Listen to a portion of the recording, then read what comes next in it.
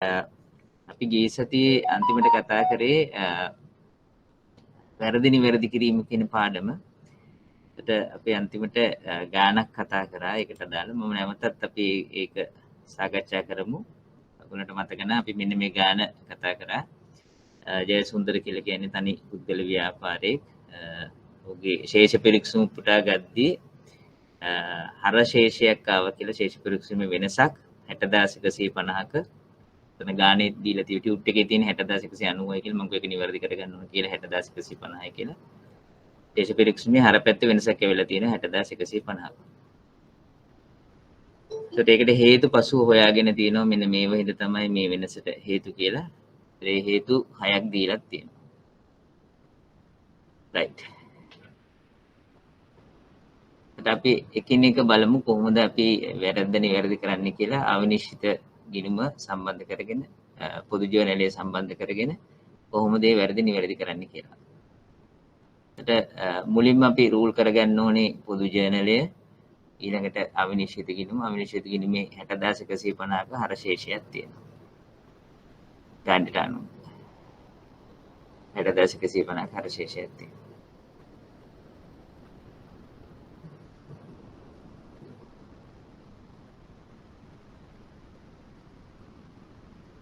ඊළඟට පළවෙනි වැරද්ද අපි ගමු. පළවෙනි වැරද්ද මම පියවරයන් ටික ඔයගොල්ලන්ට කිව්වා. අපි බලන්න ඕනේ මේ පළවෙනි පියවර හැටියට ශේෂ පිරික්සුමට බලපාපු වැරද්දක්ද මේ වැරද්ද බලපාන්නේ නැති එකක්ද කියලා. ඒත් ඒක හොයාගන්න විදිහත් මම ඔයගොල්ලන්ට දැනටම කියලා තියෙන්නේ. වැරද්ද දැනට සටහන් වෙලා තියෙන විදිය බලන්න. හරට සටහන් වෙලා තියෙන ගාන ගන්න. වැරට සටහන් වෙලා තියෙන ගාන ගන්න. ඔය දෙක සමාන නම් ශේෂ පිරික්සුමට බල නොපානු ලබන වැරද්දක්. ඔය දෙක අසමාන නම් හරට සටහන් වෙලා තියෙන එක ගානක් බැරට සටහන් වෙලා තියෙන තව ගානක් නම් ඒක ශේෂ පිරික්සුමට අනිවාර්යයෙන්ම බලපානවා.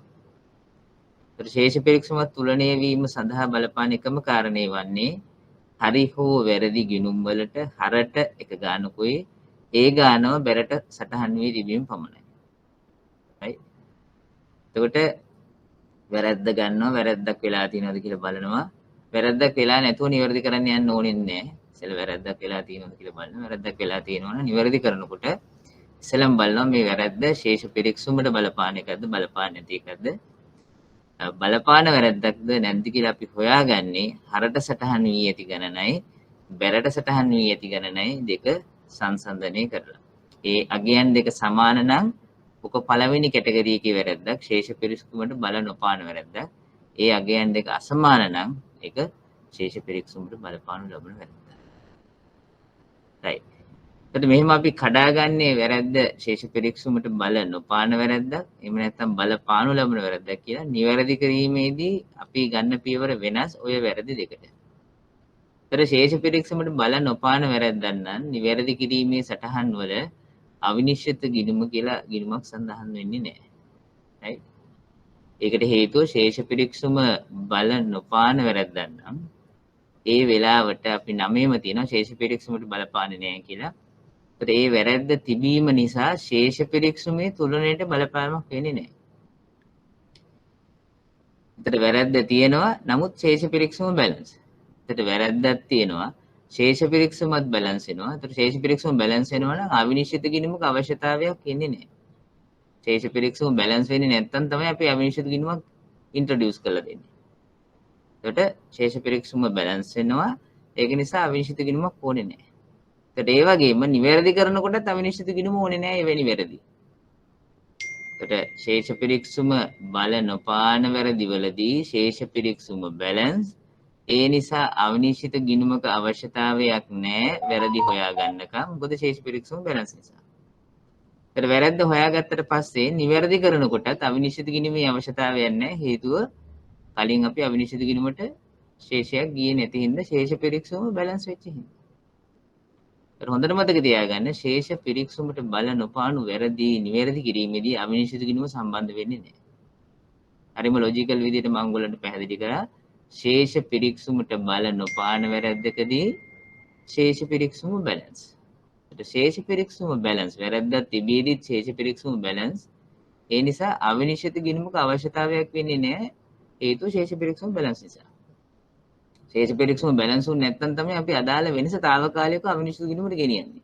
දැන් ශේෂ පිරික්සුමට බල නොපාන වැරද්දක් තියෙනකොට ශේෂ පිරික්සුම බැලන්ස් නිසා අවිනිශ්චිත ගිණුමක අවශ්‍යතාවයක් වෙන්නේ නැහැ. ඒ වගේම මේක නිවැරදි කරනකොටත් අවිනිශ්චිත ගිණුම සම්බන්ධ වීමේ අවශ්‍යතාවයක් නැහැ. right. හැබැයි ඔකේ දෙවෙනි කැටගරි එකට ගියොත් ශේෂ පිරික්සුමට බලපානු ලබන වැරදි. right. එතකොට මෙහෙම වැරද්දක් තියෙනවා නම් ශේෂ පිරික්සුමට බලපානු ලබන වැරද්දක් නම් ඒ වෙලාවේදී අනිවාර්යයෙන්ම හරට ගිහිල්ලා තියෙන ගානයි බැරට තියලා ගින ගානයි වෙනස්. ඒ කියන්නේ අපි ශේෂ පිරික්සුමට බලපානු ලබන වැරද්දක් කියලා කියන්නේ. ඒ දෙක වෙනස්. ඒ දෙක වෙනස් නම් ශේෂ පිරික්සුම තුලනය කරන්න ගියාමත් වෙනසක් එනවා. තුලනය කිරීමේදීත් වෙනසක් එනවා. ඒතර තුලනය කිරීමේදී වෙනසක් එනවා නම් වැරද්ද හොයාගන්නකම් අපි මේ වෙනස తాවකාලිකව ගිහිලා අවිනිශ්චිත ගිණුමකට රායි මුලට ගියොත් ශේෂ පිරික්සුමට බලපාන වැරද්දක් තිබුණොත් ශේෂ පිරික්සුම තුලනය වෙන්නේ නැහැ. තුලනය වෙන්නේ නැති නිසා අපි අදාළ වෙනස తాවකාලිකව ගිණුමකට ගෙනියනවා අවිනිශ්චිත ගිණුම කියලා. ඊට පස්සේ වැරද්ද හොයාගත්තාම නිවැරදි කිරීමේ සටහන් වලදී අනිවාර්යයෙන්ම අවිනිශ්චිත ගිණුම සම්බන්ධ වෙන්න ඕනේ. හේතුව අර ශේෂ පිරික්සුම තුලනය වෙච්ච නැති ප්‍රමාණය తాවකාලිකව අදාළ වෙනස ගිහිලා නතර කරලා තියෙන අවිනිශ්චිත ගිණුම නිසා. දැන් අවිනිශ්චිත ගිණුමේ නතර කරලා තියෙන ශේෂය අරගෙන හරි ගිණුමට දාන්න ඕනේ. එතකොට අවිනිශ්චිත ගිණුම අනිවාර්යයෙන්ම සම්බන්ධ වෙන්න ඕනේ. දැන් හොඳට මතක තියාගන්න ශේෂ පිරික්සුමට බලපාන වැරද්දකදී ශේෂ පිරික්සුම තුලනය වෙන්නේ නැත. අදාළ වෙනස අවිනිශ්චිත ගිණුමට ගෙනියනවා මුලින්ම. ඊට පස්සේ වැරද්ද හොයාගෙන නිවැරදි කිරීම කරනකොට අර ගෙනිච්ච අවිනිශ්චිත ගිණුමට ගෙනිච්ච වෙනස ආපහු රිවර්ස් කරන්න ඕනේ. එතකොට ශේෂ පිරික්සුමට බලපාන වැරද්දක් නිවැරදි කරනකොට අනිවාර්යයෙන්ම අවිනිශ්චිත ගිණුම සම්බන්ධ වෙනවා. ඒතර අන්න ඒකින්ද තමයි අපි වැරද්දක් වුණාම වැරද්දක් නිවැරදි කරද්දී මේක ශේෂ පිරික්සුමට බලපාපු එකක්ද නැද්ද කියලා තීරණය කරන්න ඕනේ. බලපාපු එකක්ද නැද්ද කියලා තීරණය කරන්න ඕනේ.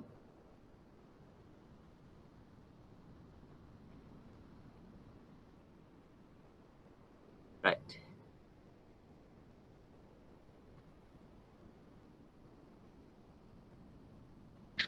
අපි පළවෙනි වැරද්ද ගත්තාම 1720ක ප්‍රචාරණ බිල්පතක් වැරදීමකින් 1360ක් ලෙස ගෙවා සහ වාර්තා කර තිබේ. අපි බලනවා මුලින්ම හරට සටහන් වෙලා තියෙන ගාන කීයද? 1360යි. වැරට සටහන් වෙලා තියෙන ගානත් 1360යි. right. වැරදි අගේ හරි ගාන 1720ක් වෙන්න ඕනේ. නමුත් සටහන් වෙලා තියෙන්නේ 1360 ගානේ හර පැත්තේ බැර පැත්තේ. එතන මේක ශේෂ පිරික්සුමට බලපාන වැරද්දද? බලපාන්නේ නැහැ. හේතුව හරට සටහන් වෙලා තියෙන්නේ 1360යි බැරට සටහන් වෙලා තියෙන්නේ 1360යි. එතකොට ශේෂ පිරික්සුමට බලපාන්නේ නැහැ මේක. එහෙනම් නිවැරදි කිරීමේ සටහන් වලදී අවිනිශ්චිත ගිණුම සම්බන්ධ වෙනවද? සම්බන්ධ වෙන්නේ නැහැ. right. ඒතර අපි බලමු නිවැරදි කිරීමේ සටහන් තියන්න. ප්‍රචාරණ බිල් ගිණුම 360ක් හර වෙනවා. මුදල් පොත බැර වෙනවා 360ක්. එතන මෙතෙන්දී ගෙවිය යුතු ප්‍රචාරණ බිල්පත් කියලා දැම්මත් ඒත් ගැටලුවක් නැහැ. මුදලින් ගෙව්වා කියලා හිතලා තමයි මුදල් පොත බැර කරනවා කියලා කියන්නේ දැනගත්ත ගමන් ගෙවිය යුතු ප්‍රචාරණ බිල්පත් කියලා දැම්මත් ප්‍රශ්නයක් නැහැ. මොකද ගෙවන්න තියෙන එකක් හැටියට.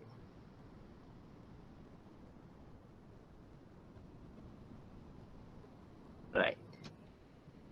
ඔයාලට ගැටලු තියෙනවද පළවෙනි එක සම්බන්ධයෙන් අහන්න?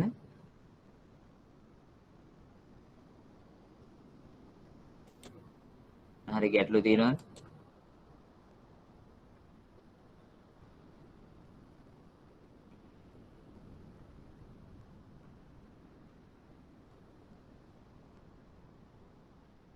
right. දෙවෙනි ගාන දෙනුව නැත්නම් දෙවෙනි වැරද්ද ගානේ දීලා තියෙනවා. ණයගැතියන්ගෙන් ලද 1980ක මුදලක් වැරදීමකින් මුදල් පොත හර කර ණය හිමියන්ගේ ගිණුමට මාරු කර ඇත. right 1980ක මුදල වැරදීමකින් මුදල් පොත හර කරලා ණය හිමියන්ගේ ගිණුමට තමයි මාරු කරලා තියෙන්නේ. හරිනම් යන්න ඕනේ ණය ගැතියාගේ ගිණුමට. ඒකට හර සටහන හැටියට වැරදි සටහන තමයි මම මේ මුලින්ම දාලා තියෙන්නේ. හර සටහන හැටියට 1980ක් මුදල් පොත හර වෙලා තිනවා. බැරවිය යුතුව තිබුණේ ණය ගැතියාගේ ගිණුම. හැබැයි ණය හිමියාගේ ගිණුම තමයි 1980ක් බැර කරලා තියෙන්නේ. 1980ක් බැර කරලා තියෙන්නේ ණය හිමියාගේ ගිණුම. right. එතකොට හරට සටහන් වෙලා තියෙන ගානත් 1980යි බැරට සටහන් වෙලා තියෙන ගානත් 1980යි. ඒක නිසා ශේෂ පිරික්සුමට බලපාන්නේ නැහැ. වැරද්දක් වෙලා තියෙනවා. නමුත් ශේෂ පිරික්සුමට බලපාන්නේ නැහැ. ශේෂ පිරික්සුම බල නොපානු ලබන වැරදි.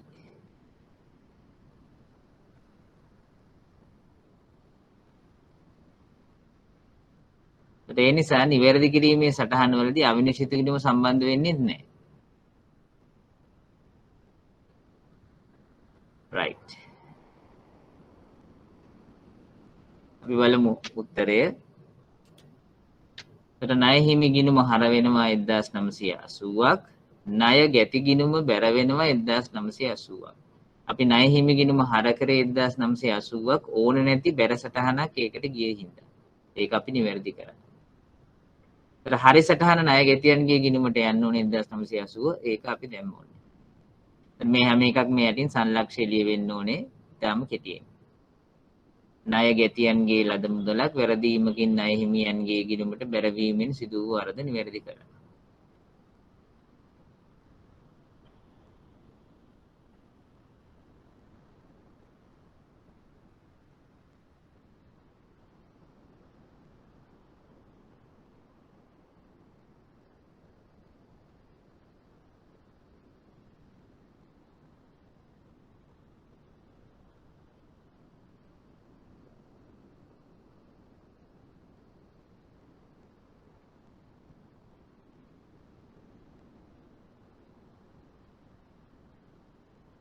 right.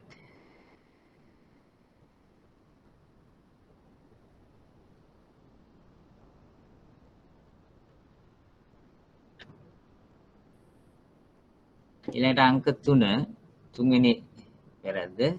එතකොට මේ කලින් දෙකම අපේ අවිනිශ්චිත ගිණුමට සම්බන්ධ වුනේ නැතිද අවිනිශ්චිත ගිණුමට ගියේ නැහැ එකක්වත් මේ සටහන් දෙකම. අංක 3 දුරකථන ගිණුමේ තිබූ ශේෂය වූ 6590ක ශේෂය ශේෂ පිරික්සුම සෑදීමේදී උපුටාගෙන තිබෙන්නේ නැහැ.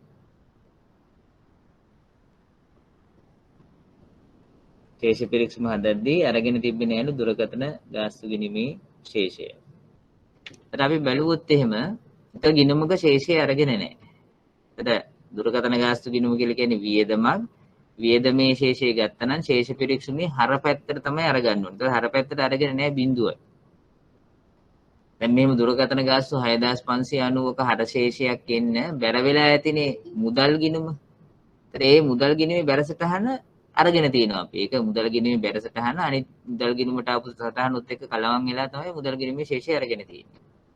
මෙතන බැරසටහන කියලා 6590 කියලා දැම්මට ඒක ස්පෙસિෆිකලි මෙන්න මේක කියලා කොහෙවත් වෙන නැහැ. නමුත් මුදල් පොතේ ඒක රිෆ්ලෙක්ට් වෙනවා. හැබැයි ශේෂ පරීක්ෂමට අරගෙන නැහැ දුරකථන ගාස්තු ගිණුම. ඒකට ශේෂ පරීක්ෂමට එක ගිණුමක ශේෂයක් ගත්තේ නැතුනම ශේෂ පරීක්ෂම බැලන්ස් වෙන්නේ නැහැ.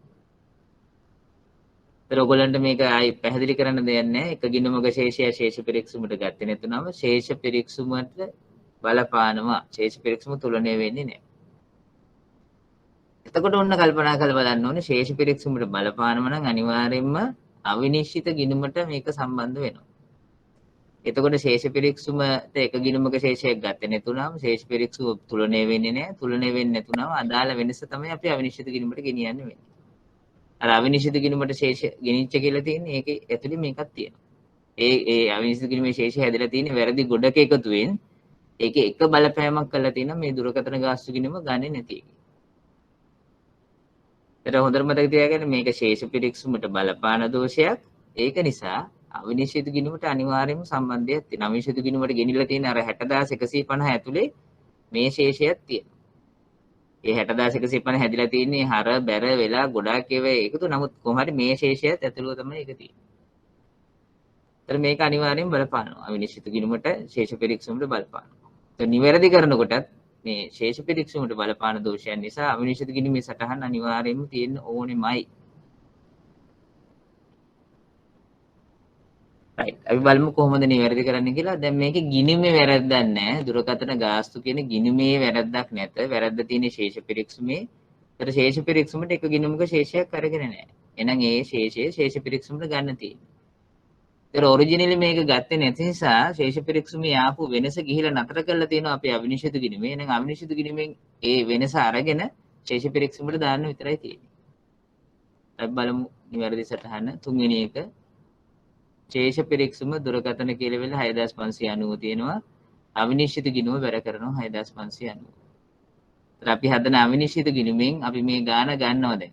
මේ 60150 ඇතුලේ තියෙනවා මෙහෙම දුරකථන ගාස්තු ගිණුමේ ශේෂය ගත්තේ නැති එකේ බලපෑම.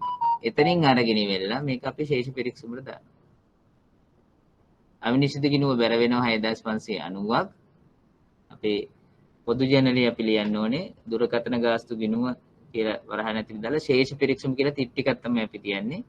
ටිප් ටිකක් තියලා දුරකථන ගාස්තු කියලා 6590 දානවා. අවිනිශ්චිත ගිණුම බැර වෙනවා. මතක තියාගන්න දුරකථන ගාස්තු ගිණුමේ වැරද්දක් නැහැ. ඒ ගිණුමේ ශේෂයේ ශේෂ පිරික්සුමට ගත්තේ නැති එක තමයි වැරද්ද.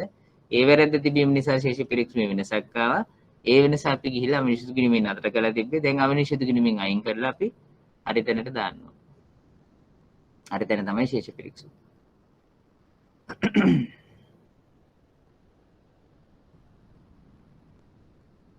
වලට ගැටලු තියෙනවද මොන හරි? දැනට මොකුත් නැහැ. right okay.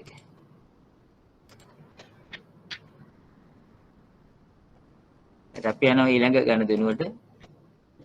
ඊළඟ එකේ තියෙන්නේ ඊළඟ වැරද්ද වෙලා තියෙන්නේ රුපියල් 50000ක් වූ බැංකු ණය ගිණුමේ ශේෂය ශේෂ පිරික්සුමේ හර පැත්තට වාර්තා කරලා තියෙනවා.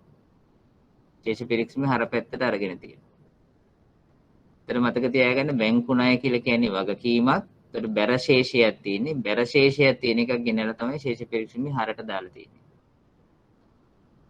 ඒකට බැලුවොත් එහෙම මේක අර සටහනක් දාලා තියෙනවා ශේෂ පිරික්සුමට 50000ක්. ඒතකොට බැංකු ගිණුම බැංකු ණය ගිණුමේ කියන්නේ වැරද්දක් නැහැ. බැංකු ණය කියන ලෙජර් ගිණුමේ වැරද්දක් නැහැ. ඒකේ ශේෂය අරගෙන මේ ශේෂ පිරික්සුමේ හරි පැත්තට දාලා නැති එක තමයි වැරද්ද. ඒතර හර පැත්තට දාලා තියෙනවා 50000ක්. බැර පැත්තට දාලා තියෙන්නේ නැහැ මුකුත්. එතකොට දැන් මේකේ ප්‍රශ්නේ තියෙන්නේ බැරවිය යුතුව තියෙන එකක් හර පැත්තට දාලා. එතකොට ප්‍රශ්නේ ඩබල් වෙනවා. right? ඒතර මෙතන ඇත්තටම හර සටහන කියලා තවත් එන්න ඕනේ 50000ක් මෙතන. දැන් මම මේක දාලා නැහැ. නමුත් එතන දැන් බැංකු ණය ගිණුම බැර වෙන්න හර වෙනවනේ තව ගිණුමක්. අපි තුන් බැංකු ණය හම්බුනේ මුදල් වලින් කියලා. ඒතර මුදල් ගිණුම හර වෙලා තමයි බැංකු ණය ගිණුම බැර වෙන්නේ. ඒතර මුදල් සටහනත් හර දැන් ශේෂ පිරික්සුමට අපි ගිණුම දාලා තියෙන තනින් පැත්තට හින්දා එතනත් තියෙන බලපෑම. ඒතර මේ ඩබල් වෙලා තමයි මේකේ ඉෆෙක්ට් එක එන්නේ. බැරට දාන්න ඕන එකක් හරට දැම්මම ඉෆෙක්ට් එක ඩබල් වෙනවා ශේෂ පිරික්සුමේ. ඒකට ලක්ෂයක බලපෑමක් තියෙනවා. ලක්ෂය එන්නේ හර පැත්තට වැඩිපුර ලක්ෂයක් තියෙනවා. බැරට දාන්න ඕන 50000 දාලත් නැහැ. ඕන් නැති 50000ක් හරට දාලා තියෙනවා. ඒකට දෙකේම බලපෑම නිසා ලක්ෂයක් හර පැත්ත වැඩි. මේ හින්දා ශේෂ පිරික්සුම අනිවාර්යයෙන්ම බැලන්ස් වෙන්නේ නැහැ. අවිනිශ්චිත ගිණුම අනිවාර්යෙන් සම්බන්ධ වෙනවා. ඒතර අපේ නිවැරදි කිරීමේ සටහන් වල අපි ශේෂ පිරික්සුම බැර කරන්න ඕනේ ලක්ෂයක්. ඒ බැර කිරීම තුලින් අර හරට දාලා තියෙන 50000 අයින් වෙලා තව 50000ක් බැර ශේෂය හැටියට ඉන්නවා. ඒක එක පැත්තක්. අනිත් එක මේ වැරද්ද නිසා ලක්ෂයක වෙනසක් එන්නේ නැති අනිවාර්යයෙන්ම බැර පැත්තේ. බැර පැත්තේ ලක්ෂයක වෙනසක් එන්නේ නැති ශේෂ පිරික්සුම ඔරිජිනලි හදනකොට හේතුව බැරට එන්න ඕනි 50000 ආවෙත් නැහැ. වැරදියට තව 50000ක් අනිත් පැත්තට දාලා තියෙනවා. ඒ නිසා ඔරිජිනලි අපි මේ ශේෂ පිරික්සුම හදද්දී ලක්ෂයක වෙනසක් බැර පැත්තේ එන්නේ නැති. ඒ ආපු වෙනස අනිවාර්යෙන් අවිනිශ්චිත ගිණුමට ගෙනහිල්ලා ඇති. අවිනිශ්චිත ගිණුමේ අර 60150 ඇතුලේ ඒක රිෆ්ලෙක්ට් වෙනවා. right. ඒකට අපි බලමු මේක නිවැරදි කරන්නේ කොහොමද කියලා අපි ගිය සතියේත් කතා කරා. නිවැරදි සටහන් වෙන්න ඕනේ අපි ශේෂ පිරික්සුම බැර වෙන්න ඕනේ ලක්ෂයක්. ඒ අදාළ වෙනස ඒ ආපු ලක්ෂ්‍ය වෙනස දැනට ගිහලා නතර කරලා තියෙන්නේ. මම කිව්ව බැර පැත්තේ ආවනේ වෙනසක්. ඒක අවිනිශ්චිත කිරීමේ බැර තියෙන්නේ. අවිනිශ්චිත කිරීමේ නම් හර කරලා අපි ශේෂ පිරික්සුමට දාන්න ඕනේ. අවිනිශ්චිත කිරීම හර කරනවා ලක්ෂයක්. ශේෂ පිරික්සුම කියලා බැර වෙනවා ලක්ෂයක්.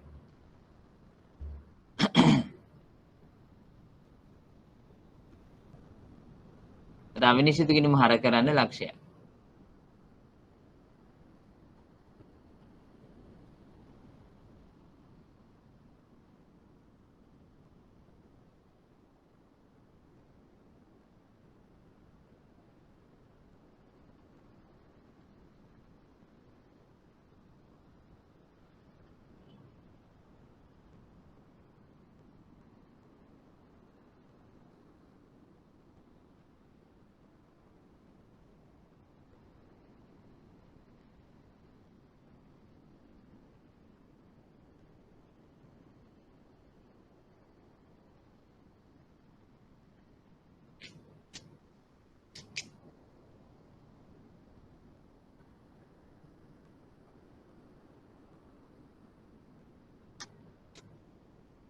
එතන පැහැදිලි කියලා ගැටලුවක් නැහැ කියලා.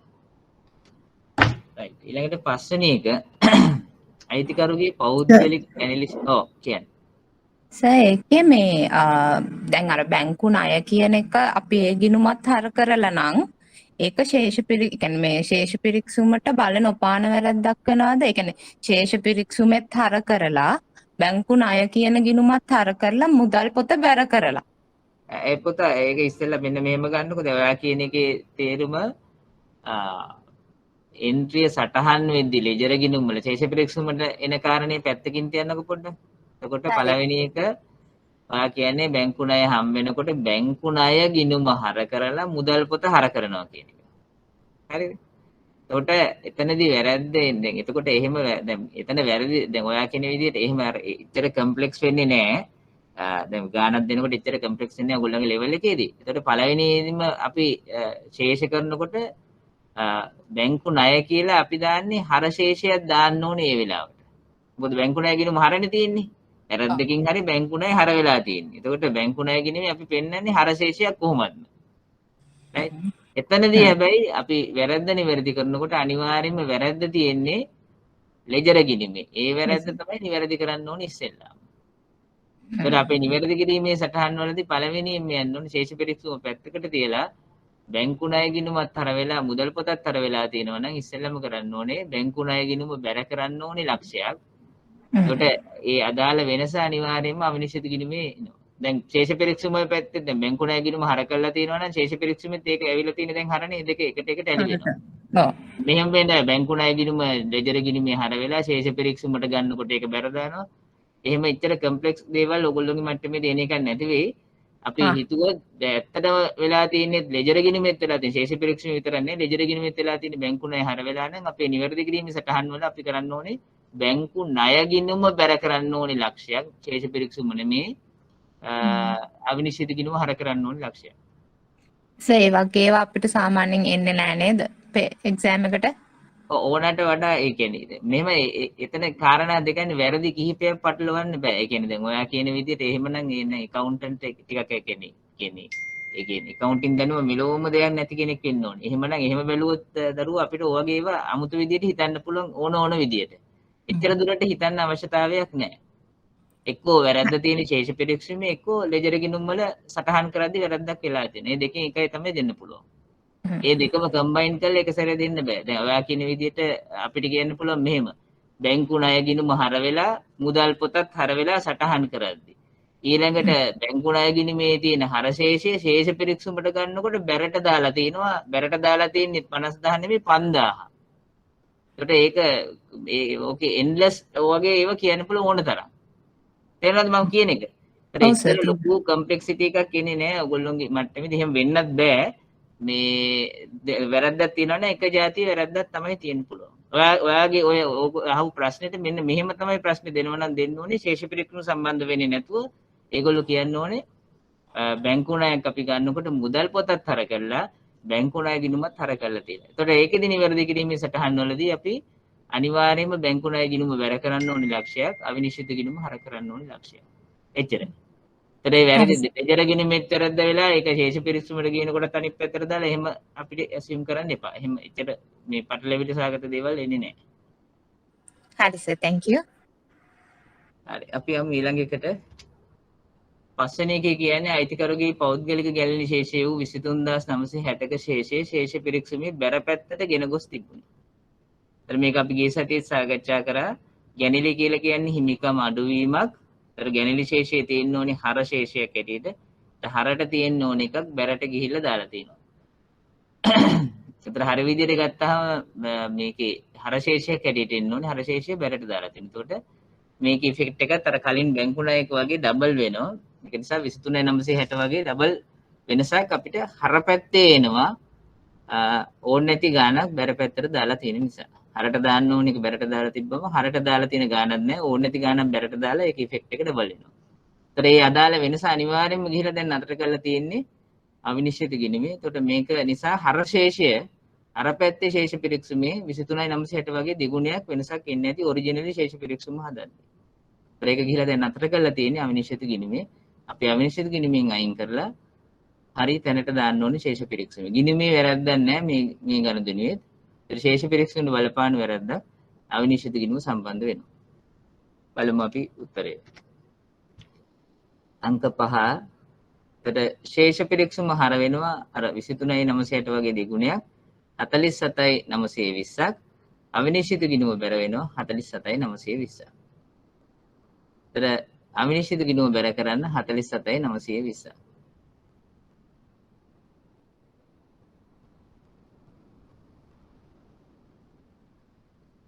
right. ඊළඟ එක අවසාන එක ඒ විදිහම එකක් අනිකුත් වියදම් ගිණුම ඒත් වියදමක් කලින් ගැණිලි වගේම හර ශේෂයක් තියෙන්නේ වියදමකත් ගැණිලි කියලා කියන්නේ වියදම නෙවෙයි හිමිකම් අඩුවීමක් හිමිකම් අඩුවීම හර වගේම වියදමක් තමයි මේ අනිකුත් වියදම කියන්නේ එකත් හර ශේෂයක් තියෙන්නේ ඒක 52.820ක ශේෂයේ ශේෂ පිරික්සීමේ බැර පැත්තට ගිහිලා දාලා තියෙනවා right එතකොට හර පැත්තට දාන්න ඕනේ ශේෂයක් බැර පැත්තට දැම්මහම ඒකේ ඉෆෙක්ට් එක ඩබල් වෙනවා. ඒතර 52.820 වගේ දෙගුණයක් මේ ශේෂ පිරික්සුම හදද්දී අර ශේෂයක වෙනසක් එන්නේ නැති ශේෂ පිරික්සුමේ ඒක දැන් අවිනිශ්චිත ගිණුමට ගිහිලා දාලා ඇති. ඒතර ශේෂ පිරික්සුමට අනිවාර්යයෙන්ම බලපානවා අවිනිශ්චිත ගිණුම සම්බන්ධ වෙන්නත් ඕනේ. බලමු අපි උත්තරේ. 6 වෙනි එක ශේෂ පිරික්සුම ආයි හර වෙනවා අනිකුත් වියදම් ගිණුම නමින් අනිකුත් වියදම් ගිණුමේ වැරද්දක් නැහැ. ශේෂ පිරික්සුම තමයි නිවැරදි වෙන්න ඕනේ. අර amount එක වගේ ඩබල් 105යි 640ක් අවිනිශ්චිත ගිණුම බැර වෙනවා 105යි 640ක්. මේ හැම එකටම යටින් කෙටියෙන් සංලක්ෂය ලියන්නත් ඕනේ. අවිනිශ්චිත ගිණුම බැර කරනවා අවිනිශ්චිත ගිණුම ඔයගලන්ට පේනවා නිල් පාටින් තියෙන 105යි 640.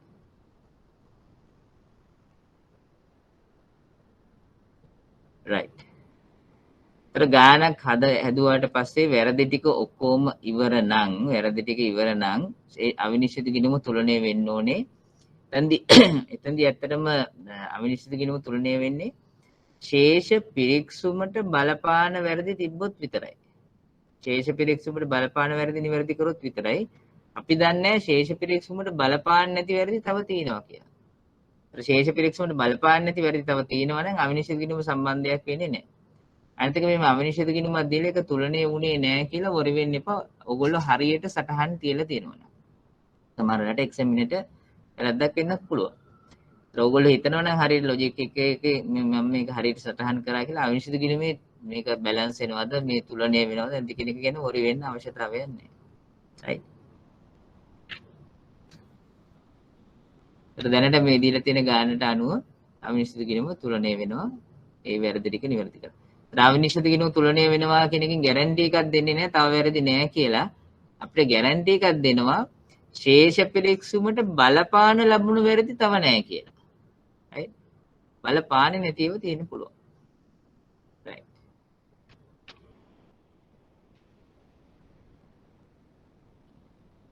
ඔයාලන්ට ඊළඟ කොටසට යන්න ඉස්සෙල්ලා මොන හරි ගැටලු තියෙනවද මේ දක්වා අපි සාකච්ඡා කරපු ඒවා සම්බන්ධයෙන්?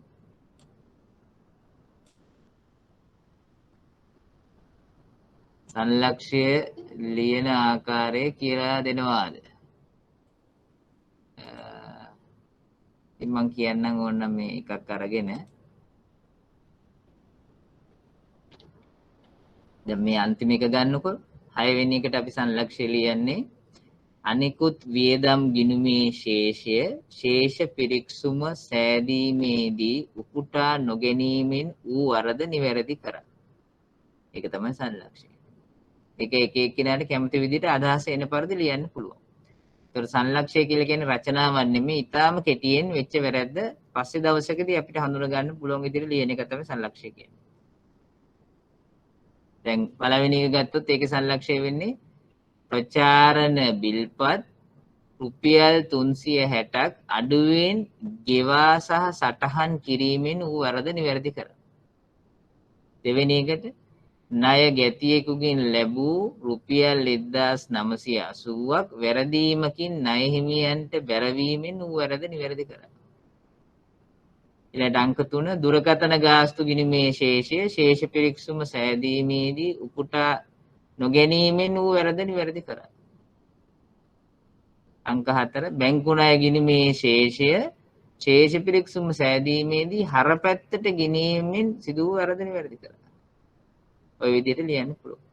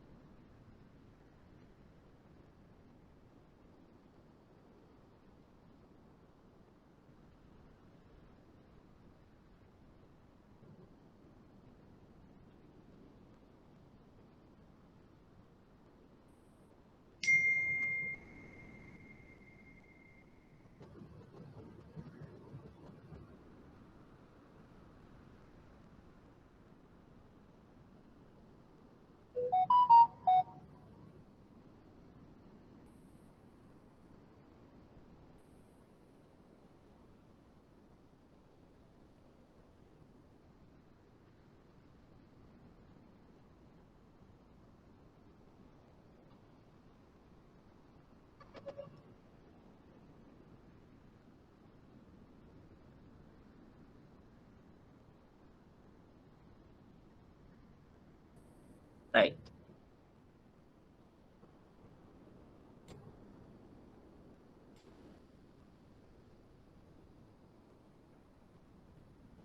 අපි යමු ඊළඟ කොටසට. ඒකට අපි පොදු ජර්නලයේ කියන පාඩම යටතේ සටහන් වර්ග 5ක් ගැන කතා කරනවා කියලා කිව්වා. පළවෙනි සටහන් වර්ගය තමයි ආරම්භක සටහන්. දෙවෙනි එක ස්ථාවරවත්කම් ණයට මිලදී ගැනීම සහ ණයට විකිණීම. ඒකේ අපි විකිණීම කොටස අතහැරියා. පස්සේ සාකච්ඡා කරන්න.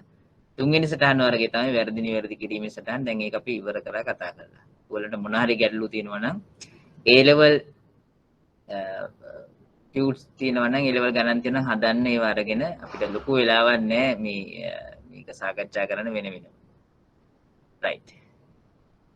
මොන හරි ගැටලු තිබ්බොත් අහන්න පුළුවන් ඉස්සරහට. ඒක හතරවෙනි සටහන් වර්ගය තමයි පියවීමේ සටහන් කියලා කියන්නේ. හතරවෙනි සටහන් වර්ගය.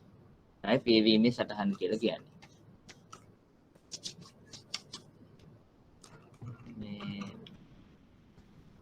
අපි බලමු මොනවාද පියවීමේ සටහන් කියලා කියන්නේ කියලා.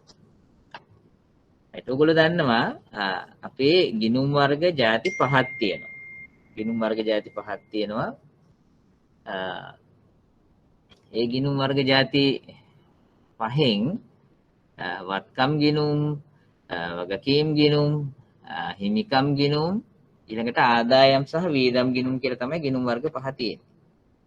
ඒතකොට ওই ගිණුම් වර්ග පහෙන් ආදායම් සහ වියදම් ගිණුම් අපි පෙන්වන්නේ ආදායම් ප්‍රකාශය. එහෙම නැත්නම් අපි කියනවා වෙළඳ හා ලාභ ගිණුම කියලා. වෙළඳ හා ලාභ ගිණුම කියලා කියනවා.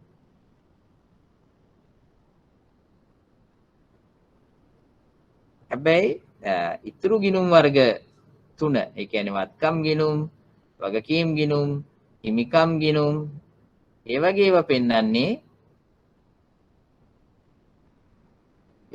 පෙන්වන්නේ අපේ ශේෂ පත්‍රය කියලා. right? එතකොට අපි ඒ ගැන අර විග්‍රහ කරද්දිත් අපි වත්කම් ගිණුමක් කියලා කියන්නේ මොකද්ද? ඒ වගේ දේවල් ගැන අපි හොයලා බලද්දිත් මම ඔයගොල්ලන්ට කිව්වා ආදායම් සහ වියදම් යන්නේ අපේ ආදායම් ප්‍රකාශයට. එහෙම නැත්නම් ආදායම් ප්‍රකාශයේ දැක්වෙන ලෙජර් ගිණුම්. හැබැයි අනිත් ඒවා, ඒ කියන්නේ වගකීම් සහ වත්කම් සහ හිමිකම් ගිණුම් යන්නේ අපේ ශේෂ පත්‍රයේ. ශේෂ පත්‍රයේ තමයි ඒවා යන්නේ.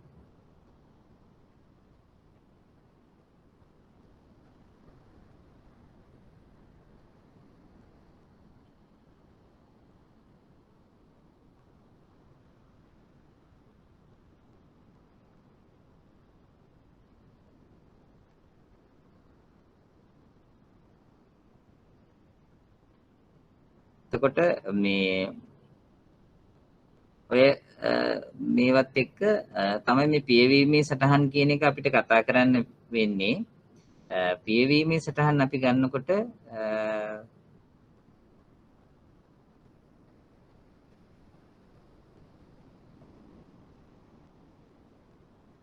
පියවීමේ සටහන් වර්ග දෙකක් තියෙනවා.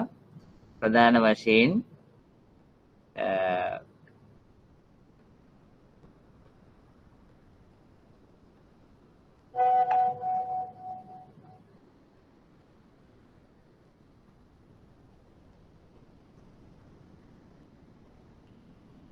එකක් තමයි ආදායම් වලට අදාළව තියෙන පියවීමේ සටහන, අනිත් එක තමයි වියදම් වලට අදාළව තියෙන පියවීමේ සටහන. එතකොට පියවීමේ සටහන් කියන එක අපි කතා කරන්නේ හැම වෙලාවෙම ආදායම් සහ වියදම් එක. වත්කම් වගකීම් සහ හිමිකම් එක පියවීමේ සටහන් කියලා අපිට කතාවක් නැහැ. හේතුව වත්කම් වගකීම් සහ හිමිකම් කියන ශේෂයන් ශේෂ පත්‍රයේ දැක්වෙන නිසා, නැත්නම් මූල්‍ය තත්ත්ව ප්‍රකාශයේ දැක්වෙන නිසා ඒවා පියවන්න අවශ්‍යතාවයක් නැහැ. ඒවයේ ශේෂය ඉදිරියට යනවා. ඒතර හොඳට මතක තියාගන්න, පියවීමේ සටහන් කියලා අපි කතා කරන්නේ ආදායම් සහ වියදම් ගැන විතරයි. right. මේක කියනවා ගිණුම් කාලච්ඡේදයක් අවසානයේදී ආයතනයක ලාභය සහ අලාභය හෙවත් වෙළඳ ප්‍රතිඵලයේ ගණනය කිරීම සඳහා සියලුම ආදායම් සහ වියදම් වෙළඳ හා ලාභ ගිණුමට මාරු කළ යුතුය. ඒතර වෙළඳ හා ලාභ ගිණුම කියලා කිව්වට දැන් කියන්නේ ඒකට ආදායම් ප්‍රකාශය කියලා. ආදායම් ප්‍රකාශයට තමයි මාරු කරන්න ඕනේ. ඒ සඳහා තබනු ලබන සටහන් පොදු ජර්නලයේ වාර්තා කළ යුතු අතර ඒවා පියවීමේ සටහන් ලෙස හැඳින්වේ. ඒවා පියවීමේ සටහන් කියලා තමයි අපි හඳුන්වන්නේ. ඒතර ප්‍රධාන සටහන් වර්ග දෙකක් තියෙනවා. ආදායම් වලට දාන පියවීමේ සටහන් සහ වියදම් වලට දාන පියවීමේ සටහන්. පහත දැක්වෙන පියවීමේ සටහන් දෙක වර්ෂයක් අවසානයේදී තැබිය යුතුයි. ඒතර හැම වර්ෂයකම අවසානයේ එක්ක දෙසැම්බර් 31, එහෙම නැත්නම් මාර්තු 31, එහෙම නැත්නම් ජූනි 30. ඔය හැම වර්ෂයක්ම අවසානයේදී මෙන්න මේ ප්‍රධාන පියවීමේ සටහන් දෙක දාන්න ඕනේ. එකක් තමයි ආදායම් වලට අදාළව පියවීමේ සටහන තමයි ආදායම් ගිණුම් වල තියෙන බැර ශේෂය අපි ආදායම් ගිණුම් හර කරලා වෙළඳ හා ලාභ ගිණුම බැර කරනවා. එහෙම නැත්නම් ආදායම් ප්‍රකාශය බැර කරනවා. ආදායම් ගිණුමක තියෙන බැර ශේෂයක්. එතකොට ආදායම් ගිණුම බිඳුව කරලා, එහෙම බිඳුව කරන්න හේතුව තමයි යම් ගිණුම් වර්ෂයකට අදාළ ආදායම් එහෙම නැත්නම් වියදම් අදාළ වෙන්නේ ඒ ගිණුම් වර්ෂයට විතරයි. ඒ වර්ෂයට විතරයි. ඊළඟ අවුරුද්දට ගෙනියන්නේ නැහැ අපි. ඒකින්ද තමයි ඒ ගිණුම ශූන්‍ය කරන්න ඕනේ. අලුත් ගිණුම් වර්ෂය පටන් ගන්නකොට ආදායම් ගිණුමේ වියදම් ගිණුමේ තියෙන්න ඕනේ බිඳුවක ආරම්භයක් තියෙන්න ඕනේ. ශේෂයක් තියෙන්න බෑ. ඒකයි මේවට පියවීමේ සටහන් කියලා කියන්නේ. සියලුම ආදායම් සහ සියලුම වියදම් අපි බිඳුව කරලා වර්ෂයේ අවසානයේ ඔක්කොම එන්ට්‍රීස් ගහුවට පස්සේ බිඳුව කරලා ඒවා ගෙනිහිලා දානවා වෙළඳහා ලාභ ගිණුමට. එහෙම නැත්නම් ආදායම් ප්‍රකාශයට. ආදායම් ගිණුම් වල තියෙන බැරශේෂයන් ආදායම් ගිණුම් හර කරලා වෙළඳහා ලාභ ගිණුම බැර කරනවා. ඒතර ආදායම් ගිණුම් වල ශේෂයන් බිඳුව වෙනවා. වියදම් වල ගිණුම් වල තියෙන හර ශේෂයන් වියදම් ගිණුම් ටික ඔක්කොම බැර කරලා වෙළඳහා ලාභ ගිණුම එහෙම නැත්නම් ආදායම් ප්‍රකාශය හර කරනවා. ඒතර වියදම් ගිණුම් වල ශේෂයනුත් පියවීමේ සටහන් වලට පස්සේ බිඳුව වෙනවා. right? එතකොට ආදායම් ගිණුම් වල ශේෂයන් බිඳුව වෙනවා, වියදම් ගිණුම් වල ශේෂයන් බිඳුව වෙනවා. එතකොට අවසානයේ මේ ඔක්කොම ශේෂයන් දැන් ගිහින් නතර වෙලා තියෙන්නේ ආදායම් ප්‍රකාශය එහෙම නැත්නම් වෙළඳහා ලාභ ගිණුම. අර වෙළඳහා ලාභ ගිණුමේ බැර පැත්තේ ආදායම් තියෙනවා, හර පැත්තේ වියදම් තියෙනවා. ওই දෙක සංසන්දනය කරලා අපි ලාභය හෝ අලාභය හොයනවා.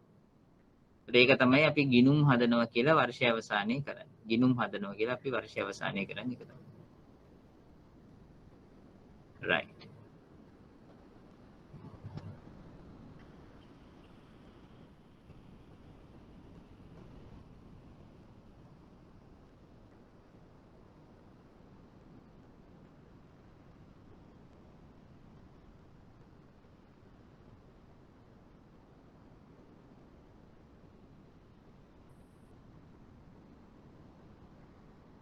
ඔයගොල්ලන්ට ගැටලුවක් තියෙනවද පියවීමේ සටහන් සම්බන්ධයෙන් අහන්න පුළුවන්. ඔච්චර තමයි පියවීමේ සටහන් කියලා අපිට කියන්න තියෙන්නේ. මොනවාරි ගැටලුවක් තියෙනවද පියවීමේ සටහන් සම්බන්ධයෙන්?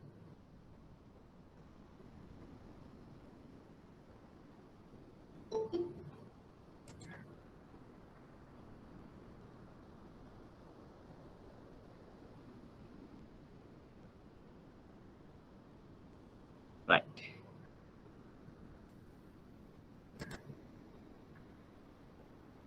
පියවීමේ සටහන් කියලා කියන්නේ සියලුම ආදායම් ගිණුම් සහ සියලුම වියදම් ගිණුම් වල ශේෂයන් ආදායම් ගිණුම් වල තියෙන බැර ශේෂයන් හර කරලා වෙළඳහා ලාභ ගිණුමට බැර කිරීමත් වියදම් ගිණුම් වල තියෙන හර ශේෂයන් වියදම් ගිණුම් ටික බැර කරලා වෙළඳහා ලාභ ගිණුම හර කිරීම කරන ලබන සටහන් තමයි වර්ෂයේ අවසානයේදී. දැන් පියවීමේ සටහන අපි තියන්නේ ගිණුම් වර්ෂයේ අවසාන දිනට ඔක්කොම සටහන් ලැබ්බට පස්සේ. right. ඒත් මතක තියාගන්න ඊළඟ අවුරුද්දට අපි යනකොට ආදායම් ගිණුමක වියදම් ගිණුමක ශේෂයක් තියෙන්න බෑ. ඒ ඔක්කොම බිඳුවෙන් පටන් ගන්න ඕනේ. හැබැයි වත්කම් වගකීම් සහ හිමිකම් වල ශේෂයන් තියෙන්න පුළුවන්. ඒවා ඊළඟ අවුරුද්දට අරගෙන යන ශේෂයන්. දැන් මුදල් ගිණුම කියලා කියන්නේ වත්කම. මුදල් ගිණුමේ වර්ෂ අවසානයේ ශේෂය ඊළඟ අවුරුද්දේ ආරම්භක ශේෂය වෙනවා. ඒවා ඉස්සරහට අරගෙන යනවා. ශේෂය ඉදිරියට අරගෙන යනවා. වත්කම් වගකීම් හිමිකම් ශේෂය ඉදිරියට අරගෙන යනවා. ඒවා ශේෂපත්‍ර ගිණුම් නිසා. ආදායම් වියදම් ගිණුම් වල ශේෂයන් අපි පියවීමේ සටහන් යොදලා ඒවා 0 කරන්න ඕනේ වර්ෂයේ අවසානයේ ඊළඟ අවුරුද්ද පටන් ගන්න බිඳුවේ. එතකොට ඒවට අපි කියනවා පියවීමේ සටහන් කියලා.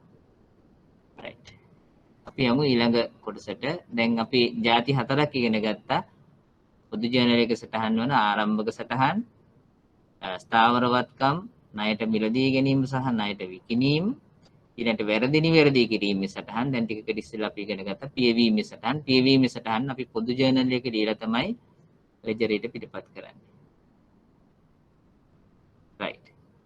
7.2 ටියුට් එකට මම යනවා. ඊළඟට තියෙන්නේ ගැළපිලි සටහන්. ඒත් අවසාන සටහන් වර්ගය තමයි පොදු ජර්නල් එක ලියවෙන ගැළපිලි සටහන්. අපි ඉංග්‍රීසියෙන් කියනවා adjustment entries කියලා. පියවීමේ සටහන් වලට අපි කියනවා closing entries කියලා.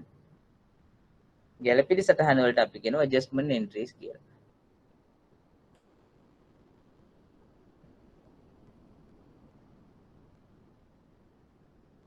right. මොනවාද adjustment entries කියලා කියන්නේ කියලා අපි බලමු. නැත්නම් ගැළපිලි සටහන් කියලා කියන්නේ මොනවාද කියලා අපි බලමු.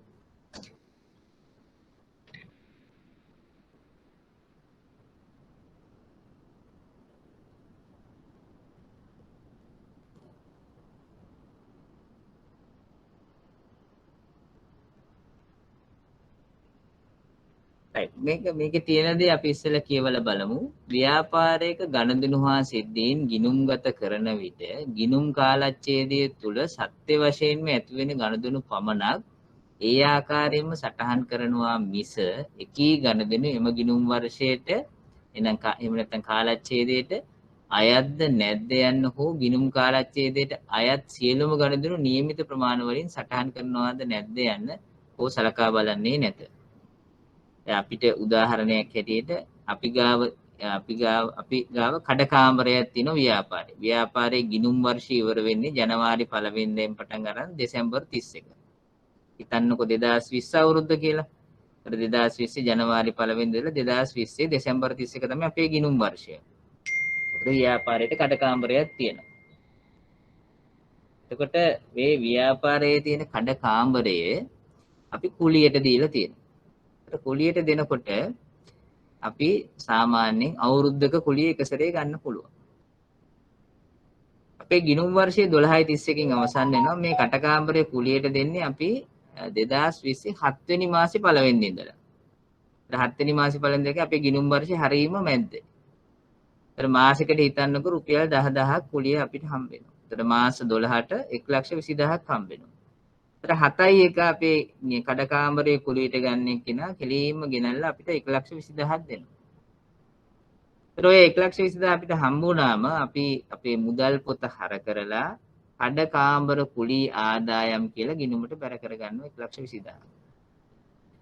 අර ගනුදෙනුව වෙන වෙලාවේදී අපි ඒක බලන්නේ නැහැ මේක ගිණුම් වර්ෂයට අදාළ එකක්ද නැද්ද එකක්ද කියලා අපි බලන්නේ නැහැ.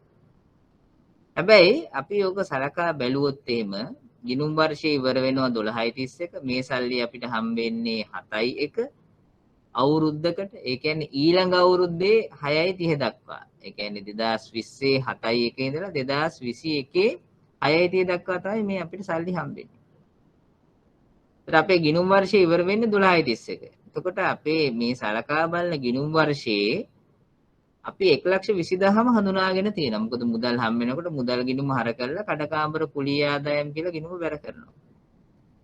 එතකොට ලබන අවුරුද්දේ මාස 6ක් තියෙද්දි අපි මේ අවුරුද්දේ 1,20,000ම අපි හඳුනා ගන්නවා. එතකොට මේක කියන්නේ යන්නේ ඒකයි. අපි සාමාන්‍යයෙන් ගිණුම් තියද්දී මේක වර්ෂයට අදාළ එකක්ද නැද්ද එකක්ද කියලා බලන්නේ අපි සාමාන්‍යයෙන් ගිණුම් තියාගෙන යනවා. සල්ලි හම් වෙනකොට සල්ලි ගෙවනකොට මේ දේවල් කරගෙන යනවා. දැන් ඕකෙම අනිත් පැත්ත අපිට ගන්න පුළුවන්. හිතන්න අපි ගාව තියෙන වාහනයක් අපිට ඉන්ෂුරන්ස් එකක් ගෙවන්න ඕනේ. ඒතර අපේ ගිණුම් වර්ෂය ඉවර වෙන්නේ 12/31 ජනවාරි 1 වෙනිදා ඉඳලා.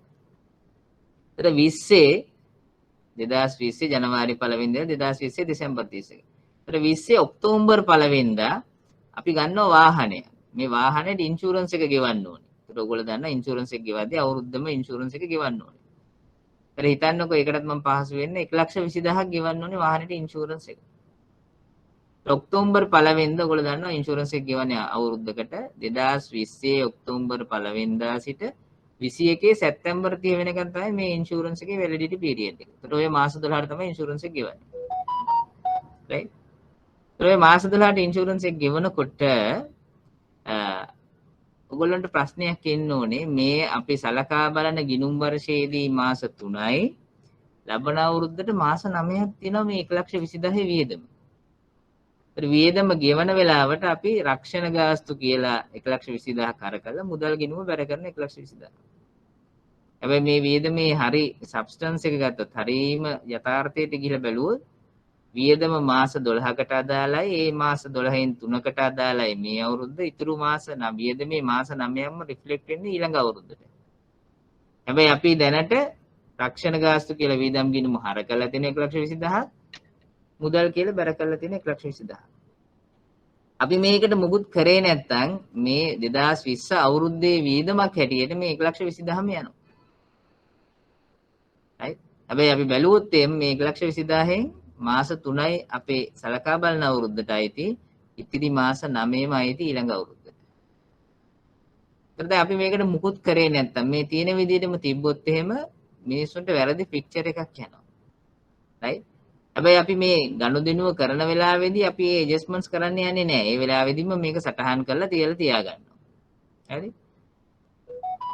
හැබැයි අපි ගිණුම් වර්ෂයේ අවසානයේදී අවසාන ගිණුම් හදනකොට දැන් මම ඔය ගත්ත උදාහරණේ හැටියට අපේ ලාභය හෙව්වොත් එහෙම ඔය තියෙන විදිහටම. ඒ කියන්නේ 1,20,000ම 2020 වියදමක් හැටියට සැලකුවොත් එහෙම සැබෑ තත්ත්වයේ 2020 මාස 3යි. 2021 මාස 9යි. ඒකට හරිනම් 30,000යි මේ අවුරුද්දට එන්න ඕනේ 90,000ක් යන්න ඕනේ ඊළඟ අවුරුද්දට. රයිට්. ඒතර සැබෑ තත්ත්වයේ එහෙම තියෙද්දී අපි ඔය ගනුදෙනුව සැලකිල්ලට ගන්නේ නැතුව අවසාන ගිණුම් හැදුවොත් අපේ ලාභයට වැරදි 90,000ක් මේ අවුරුද්දට ලැබෙනවා. වදිනවා. ලාභය අඩුවෙන් පෙන්නනවා 90,000කින්. රයිට්. හැබැයි ගිණුම් කරන්නේදී අපි ඉයර් එන්ඩ් එකේදී අවසාන ගිණුම් හදනකොට ඕවැනි ආකාරයේ ගනුදෙනු තෝරගෙන නිවැරදිව ලාභය හරියට හදන්න ඕන නිසා ඔවැනි ගනුදෙනු අපි අයින් කරන්න ඕනේ. අයින් කළ නිවැරදි තැනට ගේන්න ඕනේ. ඒවට අපි කියනවා ගැළපෙළි සටහන් කියලා. රයිට්. දැන් මේකේ දෙවෙනි එකේ කියනවා මේ නිසා මූල්‍ය ප්‍රකාශ පිළියෙල කිරීමට පෙර දැනට ගිණුම් කර තිබෙන ගනුදෙනු හා සිද්ධීන් ගිණුම් කාලච්ඡේදයට අදාළ වන පරිදි නැවස සකස් කිරීම අවශ්‍ය වෙනවා. මම ගත්ත උදාහරණ දෙකක් ගත්තා. එකක් තමයි එක පැත්තකින් ආදායම් ලැබිලා තියෙනවා වර්ෂයට අදාළ නැති ඒවා. නමුත් අපි මුකුත් කරේ නැත්නම් ඒක වර්ෂයට අදාළ ආදායමක් හැටියට තමයි යන්නේ. ඒ වගේම වියදම් ලැබිලා තියෙන වර්ෂයට අදාළ නැති ඒවා. අපි මුකුත් කරේ නැත්නම් ඒ සම්පූර්ණ වියදමම මේ වර්ෂයේ වියදමක් හැටියට යන්නේ.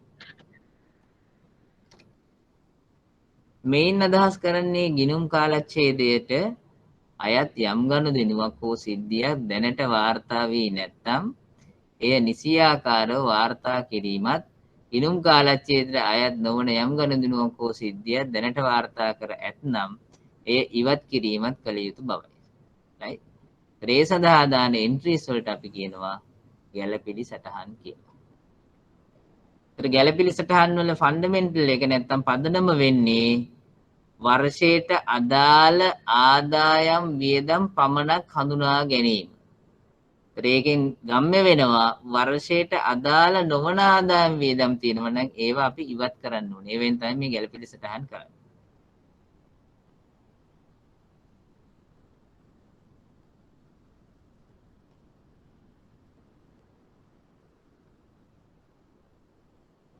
right. ගැළපෙළි සටහන් මුලින්ම උපයෝගී පොතක් ලෙස පොදු ජර්නල් එක සටහන් කොට පසුව ලෙජරයට පිටපත් කිරීමෙන් පසු මූල්‍ය ප්‍රකාශවලට සම්බන්ධ කළ යුතුයි.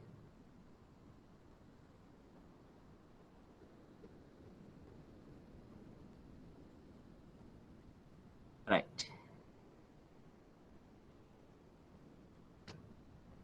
දැන් ඒ වගේ ගැළපෙළි සටහන් අපි 11ක් 12ක් කතා කරන්න බලාපොරොත්තු වෙනවා. ඒක නිසා ඔයගොල්ලෝ හොඳටම අහගෙන ඉන්න මොන හරි ගැටලුවක් තිබ්බොත් මාව ඩිස්ටර්බ් කරලා අහන්න පුළුවන් මේ ගැළපෙළි සටහන් වලට අදාළ මොන හරි ගැටලුවක් තිබ්බොත්. right. ඒත් අපේ නිවැරදිව ලාභය හෝ අලාභය ගණනය කරන්න අපි හරි වියදම සහ හරි ආදායම ගන්න ඕනේ. right. වැරදි වියදම් වැරදි ආදායම් ඇවිල්ලා තිබ්බොත් ඒවා අයින් කරන්න ඕනේ. ඒතර නිවැරදිව ගැළපීම කරන්න ඕනේ. ඒතර එවැනි ආකාරයේ කරන ගැළපීම් තමයි දැන් අපි මේ ඉගෙන ගන්න යන්නේ මෙතන ඉඳලා. එතන මේක ටිකක් වෙලා ගත වන වැඩක්. ගැළපිලි 11ක් කියලා කිව්වට ඒක එකපාරටම ඉගෙන ගන්න බැරි වෙයි. සමහර වෙලාවට අපිට සතියක් එහෙම නැත්නම් ලබන සතියේ වෙන්න පුළුවන් ඉවර කරගන්න. මේ සතියේ ලබන සතියේ දෙකම මහන්සි වුණොත් ඉවර කරගන්න පුළුවන් වෙයි. එතකොට මේවා මම මේ පාඩමේදීම ගැළපිලි ඉවර කරාට පස්සේ අපි ඊළඟට හදනවා තනි පුද්ගල ව්‍යාපාරයක අවසාන ගිණුම්, පෞල් ව්‍යාපාරයකට අවසාන ගිණුම්, සමාගමකට අදාළ අවසාන ගිණුම් සහ බැංකුවකට අදාළ අවසාන ගිණුම්. ඒත් ඕවා හදද්දී මේ ගැළපිලි සැරෙන් සැරේට මතුවෙන්න පුළුවන්. දැන් උදාහරණයක් ඇටියට මේකේ තියෙනවා පළවෙනි ගැළපීම අවසාන ඉතිරි බඩු තොග ගැළපීම. අවසාන ඉතිරි බඩු තොග ගැළපීම කියන එක අපිට පුළුවන් තනි පුද්ගල ව්‍යාපාරයකදීත් අපිට හම්බෙනවා, පෞල් ව්‍යාපාරයකදීත් හම්බෙනවා, සමාගමකදීත් හම්බෙනවා. ඒතර මේක මේ වෙලාවේදී හරියට ඔයගොල්ලෝ ඔලුවට දාගත්තොත් ඔය කොතන හම්බුණත් ඔයගොල්ලන්ට ගැටලුවක් වෙන්නේ නැහැ. right. ඒතර එක සැරේම හරියට ඔලුවට දාගන්න හරි ලොජික් එකක් ඇතුව ඊට පස්සේ ඔයගොල්ලන්ට ගැටලුවක් වෙන එකක් නැති වෙයි.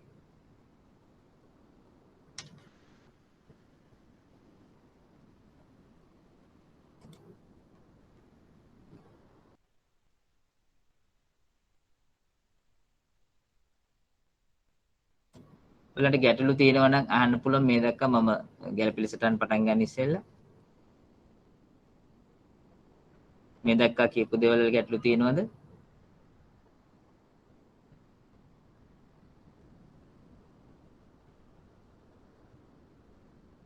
ඔයාලා නිශ්ශබ්දව ඉන්නකොට හරි අමන බුදු රියැක්ෂන් එකක් නැහැනේ. මට පේන්නේ නැහැ. කතා කරන්නේත් නැහැ. PS කියලා ඔන්න කෙනෙක් දාලා තියෙනවා. right okay. හරි. thank you.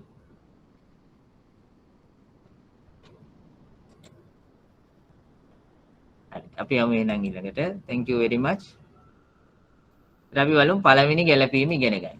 එතකොට පළවෙනි ගැළපීම තමයි. එතකොට මේ හැම එකෙම මතක තියාගන්න මේ හැම එකෙම අපි උත්සාහ කරන්නේ නිවැරදිව අපේ ලාභය හෝ අලාභය හදන්න. එතකොට පළවෙනි ගැළපීම තමයි අවසාන ඉතිරි තොග ගැළපීම. මේ ගැළපීමට එන්නේ ඉස්සෙල්ලා ඔයගොල්ලන්ට මම ඉගැන්නුවා ඔයගොල්ලෝ දන්නවා සාමාන්‍යයෙන් භාණ්ඩ මිලදී ගත්තාම අපි තොග ගිණුම කොයි වෙලාවකවත් ටච් කරේ නැහැ. දැන් සමහර ගුරුවරු උගන්වනවා භාණ්ඩ මිලදී ගත්තාම තොග ගිණුම හර මුදල් ගිණුම බැර කියලා. එහෙම වෙන්නේ නැහැ. අපි තොගය කියන එක ටච් කරේ නැහැ. අපි මේ දක්වා ඉගෙන ගත්ත කිසිම ගණදුනකදී. අපි භාණ්ඩ මිලදී ගත්තාම අපි ටච් කරේ මොන ගිණුමද? කියන්න බලන්න. භාණ්ඩ මිලදී ගන්නකොට මොන ගිණුමද අපි හර කරේ? මොන ගිණුමද අපි හර කරේ භාණ්ඩ මිලදී ගන්නකොට? ගැනුම් ගිණුම සර්. බොහොම හොඳයි. ගැනුම් ගිණුම. ගැනුම් ගිණුම. right. එක්කෙනෙක් අහලා තිනවා වෙළඳ ගිණුම කියලා කියන්නේ මොකක්ද කියලා. වෙළඳ ගිණුම කියලා කියන්නේ අපේ වියදම් සහ ආදායම් ගිහිල්ලා දාන ගිණුම. දැන් අපි ඒකේ ෆෝමැට් එකවත් ඔයගොල්ලන්ට මම උගන්වලා නැහැ. ඒකත් ලෙජර් ගිණුමක්. ඒ ලෙජර් ගිණුමේ අර අපි කියවනේ පියවීමේ සටහන් වල අපි ඔක්කොම වේදම් ටික වෙළඳ හා ලාභ ගිණුම හර පැත්තට දානවා. එතකොට ප්‍රධාන වියදම් අපි වෙළඳ හා ලාභ ගිණුමට තමයි දාන්නේ. sorry වෙළඳ ගිණුමට තමයි දාන්නේ. ප්‍රධාන නොවන වියදම් ටික දාන්නේ ලාභ ගිණුමට. අපි එතනට එනවා ඉස්සරහට. දැනට මතක තියාගන්න එක ගිණුමක් එක ලෙජර් ගිණුමක්. ඒකේ හර පැත්තට වියදම් අපි සටහන් කරනවා. බැර පැත්තට අපි සටහන් කරන්නේ ආදායම්. right? එතන තියෙනවද කියලා බලමු ෆෝමැට් එකක් මම ඔයගොල්ලන්ට පෙන්නන්න.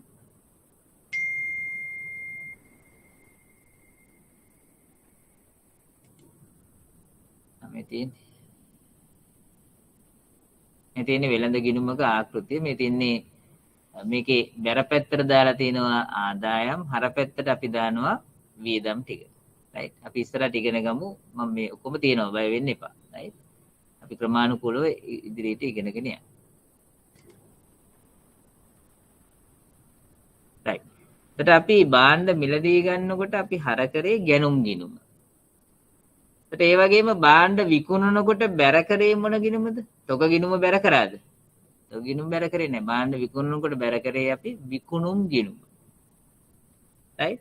එතකොට තොගය කියන එක භාණ්ඩ මිලදී ගැනීමේදීවත් භාණ්ඩ විකිණීමේදීවත් අපි ගිණුම් කරන්නේදී ටච් කරේ නැහැ අවුරුද්ද පුරාවට.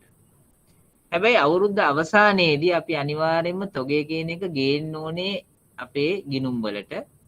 ඒක කරන්නේ අවුරුද්ද අවසානයේදී ඔයගොල්ලෝ දැකලා ඇති හැම ආයතනයක්ම තොග ගණනය කිරීම කියලා එකක් කරනවා වර්ෂයේ අවසානයේදී. ඒගොල්ලෝ වර්ෂයේ අවසාන දවසට එක්ක මාර්තු 31 එක්ක දෙසැම්බර් 31 ඒගොල්ලෝ තොග ගණනය කිරීමක් කරනවා.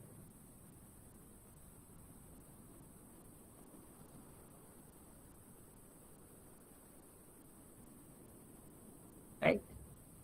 එතකොට තොග ගණනය කරාම අපිට දැනගන්න පුළුවන් අපි ගාව තියෙන ඉතිරි බඩු තොගයේ වටිනාකම කීයද කියලා. දැන් අපි භාණ්ඩ මිලදී ගන්නවා, අපි භාණ්ඩ විකුණනවා, ඊට අමතරව කලින් අවුරුද්දේ ආරම්භයේ තිබ්බ තොගයක් තියෙන්න පුළුවන්. ඒ ඔක්කොම කලවම් වෙලා වර්ෂයේ අවසානයේදී අපිට තීරණය කරන්න පුළුවන් තොගය ගණනය කරාම අපි ගාව තියෙන ඉතිරි බඩු තොගයේ අගය කීයද කියලා. ඒකට අපි කියනවා අවසාන තොගය කියලා. අවසාන තොගය කියලා අපි කියනවා. අවසාන තොගය කියන එක ඒකේ තේරුම ගිණුම් වර්ෂයේ අවසාන දිනට විකිණිලා නැති ඉතුරු වෙලා තියෙන තොගය. right? ඒත් විකිණිලා නැති ඉතිරි වෙලා තියෙන තොගය අපි අපේ ගැනුම් වලින් අයින් කරන්න ඕනේ. එහෙම නැත්නම් අපේ ප්‍රධාන වියදමින් අයින් කරන්න ඕනේ. ඒක අපේ වියදමේ කොටසක් වෙන්නේ නැහැ සලකා බලන වර්ෂයට. මේ ඉතිරි වෙලා තියෙන තොගය ඊළඟ අවුරුද්දට යනවා. එතකොට ඊළඟ අවුරුද්දේ තමයි ඒක විකුණන්නේ. එතකොට මේ අවුරුද්දේ අපේ වියදමේ කොටසක් වෙන්න බෑ මේ විකිනිලා නැති ඉතිරි වෙලා තියෙන අවසාන තොගය. මම ඔයගලන්ට මෙන්න මෙහෙම උදාහරණයක් කියන්න. ලේසි වෙන්න. දැන් ඔයගොල්ලෝ මේ දවස්වල දකිනවනේ ඔය මැංගුස් තියෙනවා, ඊළඟට රම්බුටන් තියෙනවා, ඔයගේ ඒවා තියෙනවා විකුණන්නේ. හිතන්නකෝ කෙනෙක් අද උදේ පාන්දර ගිහිල්ලා දැන් ඔය රම්බුටන් තියෙන සාමාන්‍ය මල් වාහනේනේ. මල් වාහනෙන් ගිහිල්ලා රම්බුටන් ගන්නවා ගෙඩි 1000ක් අරගෙන එනවා එයා. බයිසිකලේ දාගෙන අරගෙන එනවා. එතකොට එයා ගෙඩියක් මිලදී ගන්නේ රුපියල් 3 ගානේ. එතකොට එයාට ගිය කොස්ට් එක කීයද? ගෙඩි එකට 3 ගානේ ගෙඩි 1000ට රුපියල් 3000ක් එයාට ගිහිලා දෙනවා. හොඳට අහගෙන ඉන්න. එතකොට අද දවසේ එයා විකුණනවා. එයා විකුණන්නේ එක ගෙඩියක් රුපියල් 5 ගානේ. එක ගෙඩියක් රුපියල් 5 ගානේ විකුණනවා. ගෙඩියක් මිලදී ගත්තේ ගෙඩියක් රුපියල් 3 ගානේ ගෙඩි 1000ක් මිලදී ගන්නවා. එතකොට 3000යි ගෙඩියක් රුපියල් 5 ගානේ එයා විකුණනවා. ඒතර දවස අවසානයේදී එයාට විකුණ ගන්න පුළුවන් වෙන්නේ ගෙඩි 800ක් විතරයි. ගෙඩි 800ක් විතරයි. එතන දැන් මම ඔයගොල්ලෝගෙන් ඇහුවොත් එයාගේ ලාභය කීයද කියලා අද දවස අවසානයේ වෙනකොට. ඔයගොල්ලෝගේ උත්තරේ මට ගහන්න බලන්න මේකේ ටෙක්ස්ට් එකේ.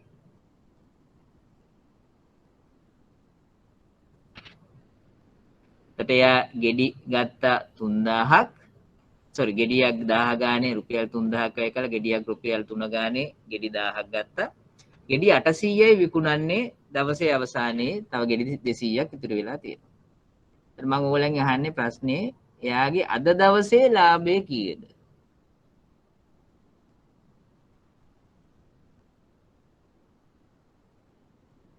ගොඩක් කට්ටිය කියන රුපියල් 1000යි කියලා.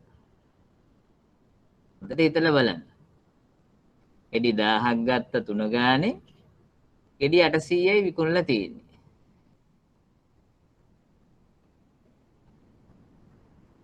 තව 200ක් ඉතිරි වෙලා තියෙන මේ 200 ඊළඟ දවසේ විකුණන්න පුළුවන්. සම්පූර්ණ කියන්නේ එක දවසින්ම මේ ජරා වෙන එකක් නෙමෙයිනේ. නරක වෙන එකක් නෙමෙයි. දැන් සමහරව කියනවා 1600යි කියලා. right හරිම සරලයි. දැන් ඕක තමයි අවසාන තොගය කියන එකේ තේරුම. දැන් අවසාන තොගය මම උගන්වන්නේ ඔයගලන්ට ඔන්න ඔය උදාහරණේ. ඒතර අපි විකුණපු ගෙඩි ගාන ගත්තොත් අපි ලාභය හොයන්නේ විකුණපු ගෙඩි සම්බන්ධයෙන්. right ලාභය හොයන්නේ අපි විකුණපු ගෙඩි සම්බන්ධයෙන්. සමහරවිට 600යි කියලා, සමහරු 1600 තමයි ගොඩක් තියෙන්නේ. මුලින්ම 1000යි කියලා තිබ්බ, සමහරු 1600. ගොඩක් කට්ටිය 1600. right okay. දැන් හොඳට අහගෙන ඉන්න. දැන් අපි ලාභය හොයන්න ඕනේ විකුණපු ගෙඩි සම්බන්ධයෙන්. එතකොට මම ඕක හදනවා නම් මම කියන්නේ විකුණපු ගෙඩි සම්බන්ධයෙන් විතරයි ලාභය. තාම අර ඉතුරු 200 විකුණලා නැහනේ. ඒත් විකුණලා නැති නිසා ඒක අපේ විකුණපු බඩුවල පිරිවැයේ කොටසක් වෙන්න බෑ. එතකොට විකුණපු බඩු ගත්තොත් එimhe ගෙඩි 800යි විකුණලා තියෙන්නේ. ගෙඩියක් රුපියල් 5 ගානේ 800 පහෙන් වැඩි කරාම 4000යි.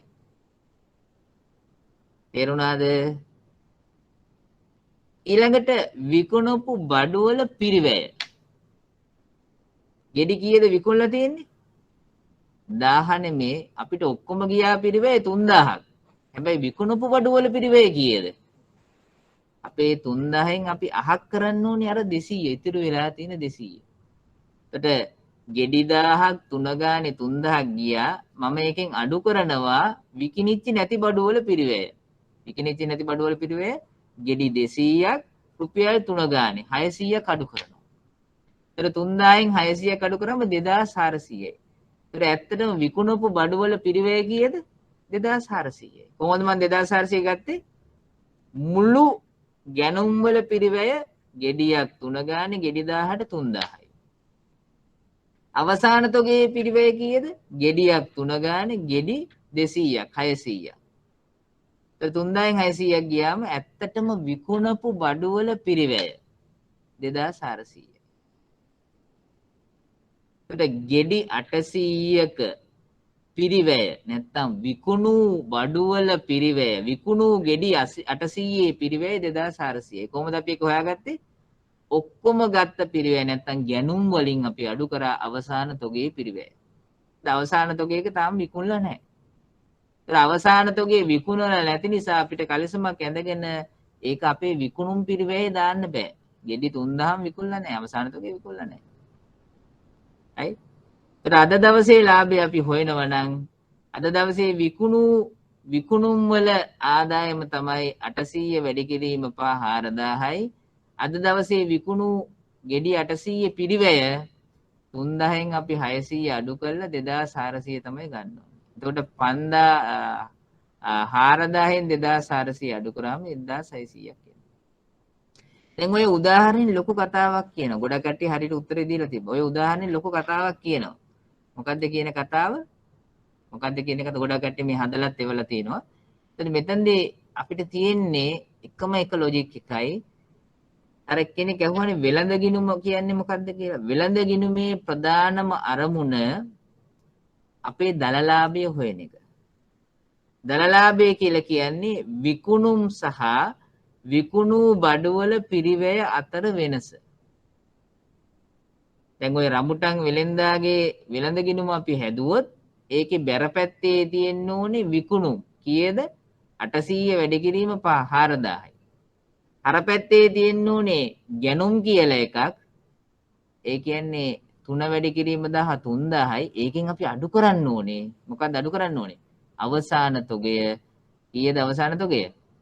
200 වැඩි කිරීම 3 600. එතකොට 3000න් 600ක් අඩු කරාම එන 2400ට අපි කියනවා විකුණු බඩුවල පිරිවැය කියලා.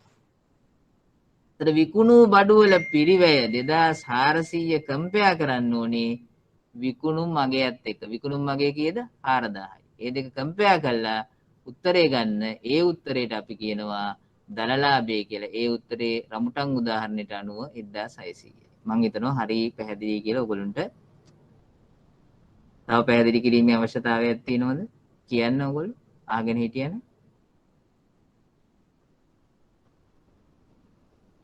ක්ලියර්ද? දැන් අර වෙනත් උත්තර දුන්න කට්ටිය ක්ලියර්ද?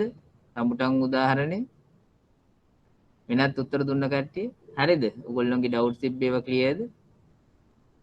right okay. ඒතර අපි හැම වෙලාවෙදීම අපි අවසාන තොගය කියන එක අපේ විකුණු බඩුවල පිරිවැය හොයද්දී අපි අඩු කරන්න ඕනේ. නිවැරදිව විකුණුම් පිරිවැය ගණනය කරන්න අපි අවසාන තොගය අඩු කරන්න ඕනේ මොකෙන්ද? ගැනුම් වලින්. වර්ෂය තුල ගත්ත බඩු ප්‍රමාණය තමයි ගැනුම් වල තියෙන්නේ. ඒකෙන් අවසාන තොගේ අඩු කරන්න ඕනේ නිවැරදිව විකුණු බඩු වල පිරිවැය හොයාගන්න. මතක් කරගන්න හැම වෙලාවෙම අවසාන තොගේ කියන එකට ආපුවම අනිවාර්යයෙන්ම කවුද මේ ප්‍රශ්නයක් තියෙනවද අහන්න පුළුවන්. ඔය රඹුටන් උදාහරණේ මතක තියාගන්න. කවුද මහේෂ? එයාට ප්‍රශ්නයක් තියෙනවද අහන්න පුළුවන්. හරිද? ඔය ක්ලියර් කියලා ආයි දාලා තියෙනවා. ක්ලියර් නම් ප්‍රශ්නයක් නැහැ. ක්ලියර් නැත්නම් අහන්න පුළුවන්. මාව ඩිස්ටර්බ් කරලා අහන්න. right. එතකොට ඔයගොල්ලන්ට මොන හරි තියෙනවා නම් ප්‍රශ්නයක් මේ විකුණුම් බඩු වල පිරිවැය සම්බන්ධයෙන් අනිවාර්යෙන් ඔය රමුටන් උදාහරණේ මතක තියාගන්න. කොලයක ලියලා තියාගන්න.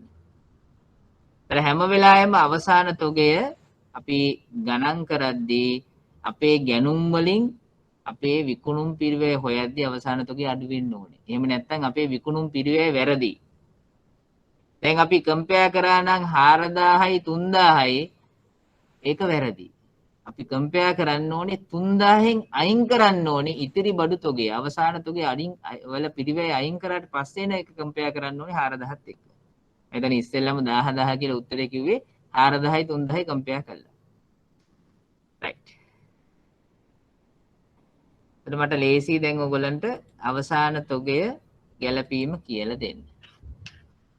ඉතිරි බඩු තොග ගිණුමේ ශේෂය. දැන් අපේ දැන් අවසාන තොගේ ඩබල් එන්ට්‍රිය දැන් ඔන්න කෙලින්ම දීලා තියෙනවා. දැන් අපි කරන්නේ අවසාන තොගය කියන ඩබල් එන්ට්‍රි එක අපි දාන්නේ ගැලපීම් සටහනක් හැටියට. මෙතන දාලා තියෙනවා වෙළඳ ගිණුම බැර කියලා තියෙනවානේ. ඒතර වෙළඳ ගිණුම බැර කියන්නේ ඔතන වරහන් ඇතුලේ ඕනනම් දාගන්න පුළුවන් ගැනුම් ගිණුම බැර කියන එකම තමයි. right තොග ගිණුම හර වෙළඳ ගිණුම බැර කියලා තියෙන්නේ. ඒතර වෙළඳ ගිණුම බැර කියලා කියන්නේ ඇත්තටම ගැනුම් වලින් අඩු කිරීම. ඒතර වෙළඳ ගිණුම බැර කරන්න බැරි නිසා අපි ගැනුම් ගිණුම හර කරනවා. දැන් ඔයගොල්ලන්ට මම එක පෙන්නන්නම් කොහොමද ඒක තියෙන්නේ කියලා. මේ තියෙන්නේ වෙළඳ ගිණුමේ අපි මේ තියෙන්නේ අවසාන තොගය. මේ තියෙන අවසාන තොගය කියලා අපි වෙළඳ ගිණුම බැර කියලා අපි අවසාන තොගය වෙළඳ ගිණුම හර පැත්තෙන් අඩු කරලා පෙන්නනවා. මේ තියෙන අවසාන තොගය කියලා කියන්නේ වෙළඳ ගිණුමේ හර පැත්තෙන් අඩු කරලා පෙන්නනවා. අඩු කරන්නේ කොහෙන්ද? ගැනුම් වලින් තමයි. තව වෙන වෙන ඒවා තියෙනවා. ඒක පැත්තකට දාන්න අපි තුමු අනිත් ඒවා මොකක්වත් නැත්තම් මේ ගැනුම් වලින් තමයි මේ අවසානයේ අඩු වෙන්නේ අවසාන තොගය. අවසාන තොගේ අපි එම ගැනුම් වලින් අඩු කරන්න හේතුව තමයි අවසාන තොගේ අපේ විකුණූ බඩුවල පිරිවැය කොටසක් නොවන නිසා. දර රමුටන් උදාහරණය මතක් කරගන්න. right. එතකොට ඒක අපි එතනින් අයින් කරලා වර්ෂයේ අවසානයේදී අපි ඒක පෙන්නනවා. දැන්ට තියෙන ගැනුම් කියලා කියන්නේ වියදමක් හැටියෙන්නේ. වියදමක තියෙන හරශේෂය ඒකෙන් අයින් කරලා අපි ඒක පෙන්නනවා වත්කමක් හැටියට.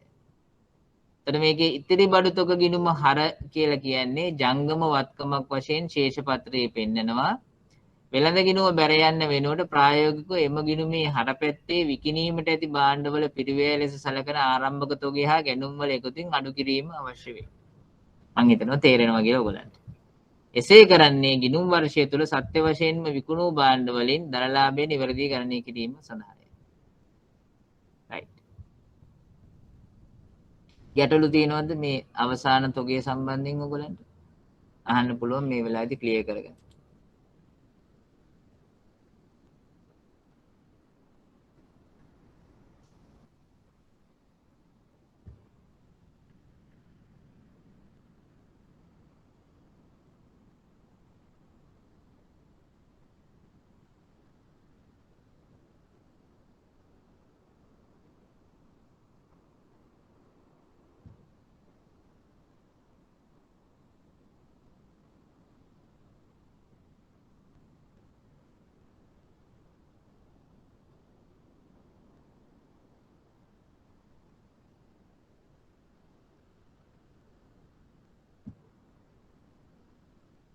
ගැටලු නැත්තම් ප්‍රශ්නයක් නැහැ.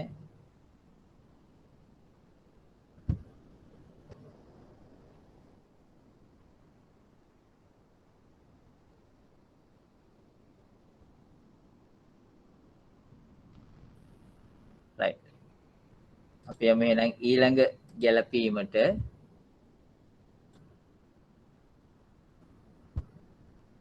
මේකෙදි ඊළඟ ගැලපීමට යන්න ඉස්සෙල්ලා මම පොඩි දෙයක් ඔයගොල්ලෝගෙන් අහලා තියෙනවා. මේකේ උත්තරේ මම පෙන්නන්න ඉස්සෙල්ලා උත්තරේට යන්න ඉස්සෙල්ලා මම ඔයගොල්ලන්ගේ ප්‍රශ්නේ අහන්නම්. මට ඔක්කොම මේකේ ටයිප් කරලා කියන්න ඕනේ උත්තරේ. right අපි ස්ක්‍රීන් එකටම යමු. right. මොකක්ද අහන ප්‍රශ්නය? අපේ අවසාන තොගයයි දල ලාභයයි එහෙම නැත්නම් ලාභයයි අතර තියෙන සම්බන්ධතාවය මොකක්ද කියලා. ඔයගොල්ලන්ට තේරෙන විදිහට අවසාන තොගය වැඩි වෙන්න ලාභය වැඩි වෙනවද? එහෙම නැත්නම් අවසාන තොගය වැඩි වෙන්න ලාභය අඩු වෙනවද? මොකද්ද සම්බන්ධතාවය? එකපාරටම උත්තරයක් දෙන්න එපා, කල්පනා කරලා බලලා උත්තරයක් දෙන්න. අවසාන තොගයයි දල ලාභයයි අතර තියෙන සම්බන්ධතාවය. ඒක සම්බන්ධතාවයක් නැද්ද? එහෙම නැත්නම් සම්බන්ධතාවයක් තියෙනවද? ඒක මොන සම්බන්ධතාවයක්ද? ධනද ඍණද? ධන කියන්නේ අවසාන තොගය වැඩි වෙනකොට දල ලාභයත් වැඩි වෙනවා. සම්බන්ධතාවයක් අනිත් පැත්තට තියෙන ඍණ සම්බන්ධතාවයක් තියෙනවා නම් අවසාන තොගය වැඩි වෙනකොට දල ලාභය අඩු වෙන්න ඕනේ. අනුලෝමයි කියලා කියන්නේ මොකද්ද? දැන් මට මතක නැහැ අනුලෝම ප්‍රතිලෝම. පොසිටිව්ද නෙගටිව්ද සම්බන්ධතාවය? positive sir. පොසිටිව් කියලා කියනවා. right.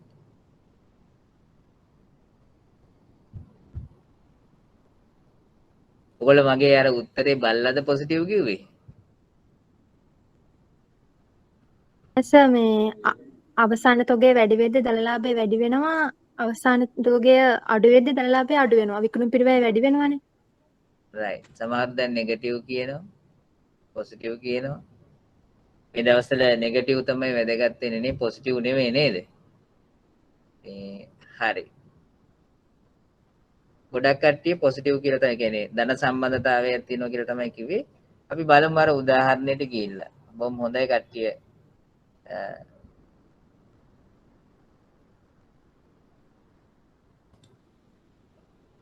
හරි මේ උදාහරණේ බලන්න. මේ තියන්නේ අංක 1 කියලා කියන්නේ එක සිනාරියෝ එකක්, අංක 2 කියන්නේ තව සිනාරියෝ එකක්. හරි? අංක 1 සිනාරියෝ එක ගත්තාම ආරම්භක තුගය 100යි, ගැනුම් 900යි, එකතු කරාම 10යි, අවසාන තුගය 200යි, අඩු කරාම 800යි විකුණුම් පිරිවැය. එහා පැත්තේ 1200යි විකුණුම්. ඒ 1200 කම්පෙයාර් කරාම 800ත් එක්ක දරලාභය 400යි. right. තර සිනාරියෝ නම්බර් 2 එකේදී මම අවසාන තොගේ 200 සිට 300ට වැඩි කරනවා. එතකොට මොකද වෙන්නේ කියලා බලන්න. අනිත් සාධක එහෙමම තියෙද්දි ආරම්භක තොගේ ගැනුම් සහ විකුණුම් එහෙමම තියෙද්දි අවසාන තොගේ විතර මම 200 සිට 300ට වැඩි කරනවා. එතකොට ආරම්භක තොගේ ගැනුම් වල එකතුව දෙවෙනි සිනාරියෝ එකේදී 10යි අවසාන තොගේ දැන් 300කට වැඩි වෙච්ච හින්දා විකුණුම් පිරිවැය 700කට අඩු වුණා. ඒ අනුව විකුණුම් වෙනසක් වුණේ නැති නිසා දරලාභය 400 සිට 500ට වැඩි වුණා.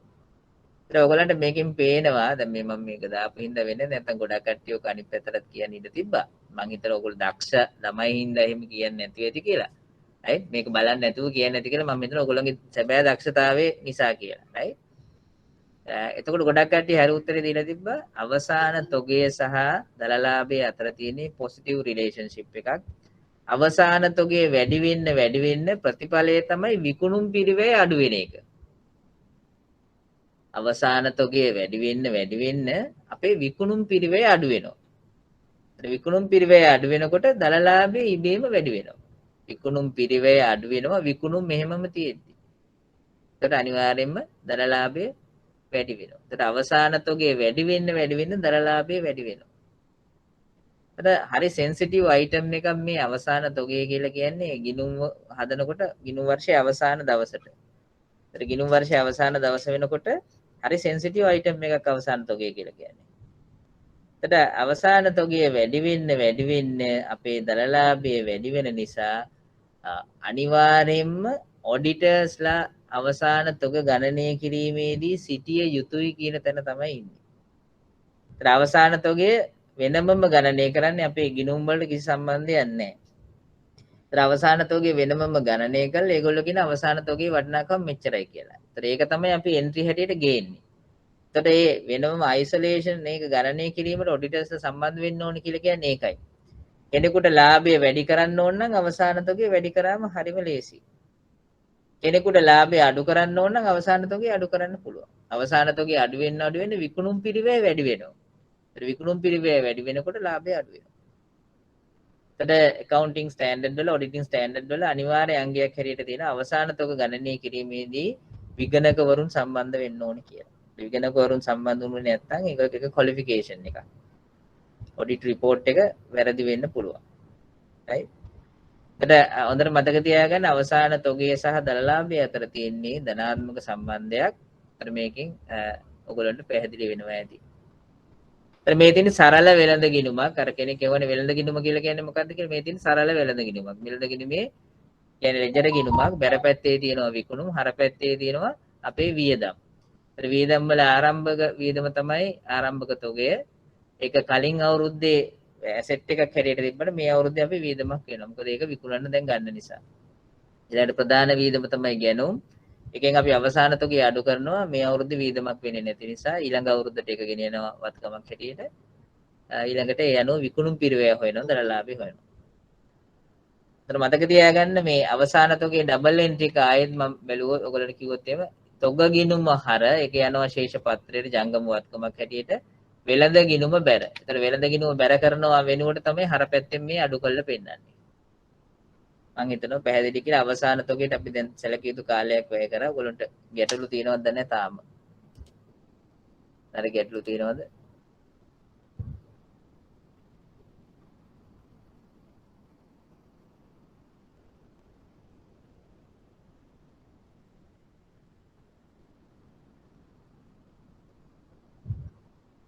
right.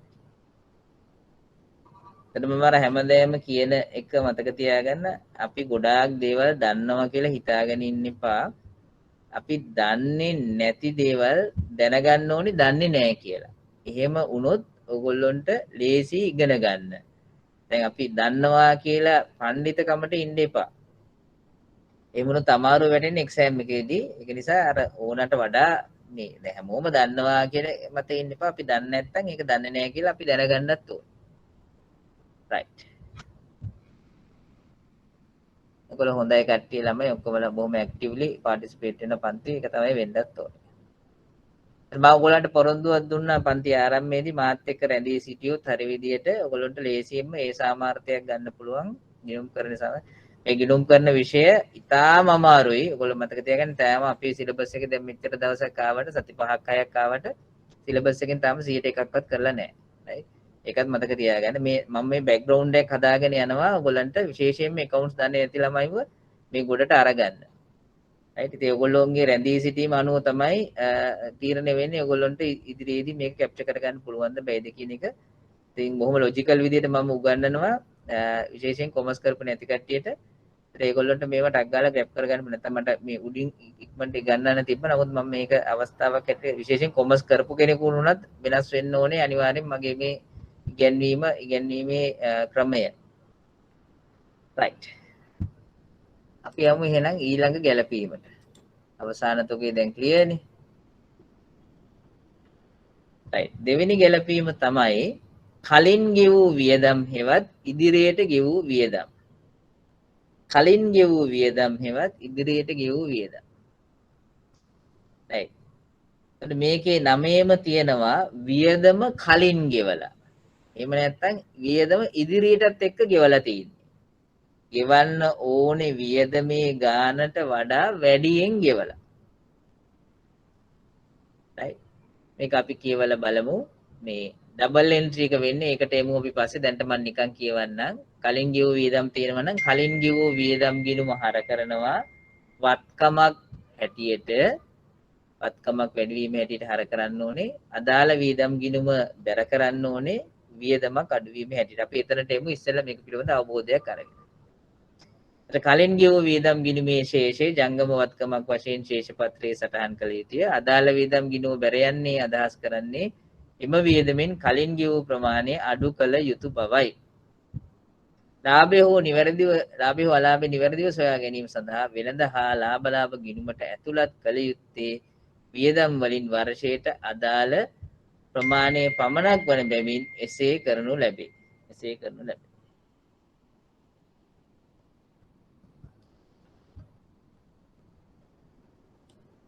right. මේකට අපි උදාහරණයක් ගමු. මේ තියෙන්නේ උදාහරණය. right. හොඳට බලන්න. මම මේක කලිනුත් කිව්වා. අපේ ගිණුම් වර්ෂය 2020 ජනවාරි 1 වෙනිදා පටන් ගන්නවා ඉවර වෙනවා 20/12/31 මාස 12 ඉවර වෙන්නේ මේ විදිහට. ඒත් අපි වෑන් රථයක් ගන්නවා. ඒ වෑන් රථය ගන්නේ 2024 වෙනි මාසේ 1 වෙනිදා. 24 වෙනි මාසේ 1 වෙනිදා අපේ ගිණුම් වර්ෂයේ මාස 3ක් ගියාට පස්සේ තමයි වෑන් රථය ගන්න. එතකොට වෑන් රථය ගත්තාම 4 වෙනි මාසේ 1 වෙනිදා ඒකට අපි ඉන්ෂුරන්ස් එකක් ගන්න ඕනේ. එතකොට ඒ ඉන්ෂුරන්ස් එකට අපි 1,20,000ක් ගෙවනවා. එතකොට ඉන්ෂුරන්ස් එකේ පීරියඩ් එක පටන් ගන්නේ 4 වෙනි මාසේ 1 වෙනිදා සිට ඊළඟ අවුරුද්දේ 3 වෙනි මාසේ 31. එතකොට මෙතනදී ප්‍රශ්නයක් කියනවා ඔයගොල්ලන්ට අපේ ගිණුම් වර්ෂය ජනවාරි 1 වෙනිදා ඉඳලා 31/12/2020 තමයි ගිණුම් වර්ෂය. හැබැයි අපේ වෑන් රථය අරගෙන ඉන්ෂුවර් කරන්නේ 4 වෙනි මාසේ 1 වෙනිදා ඉඳලා ඊළඟ අවුරුද්දේ 3 වෙනි මාසේ 3/31 වෙනිදා. right. ඊළඟ අවුරුද්දේ 3/31 වෙනිදා.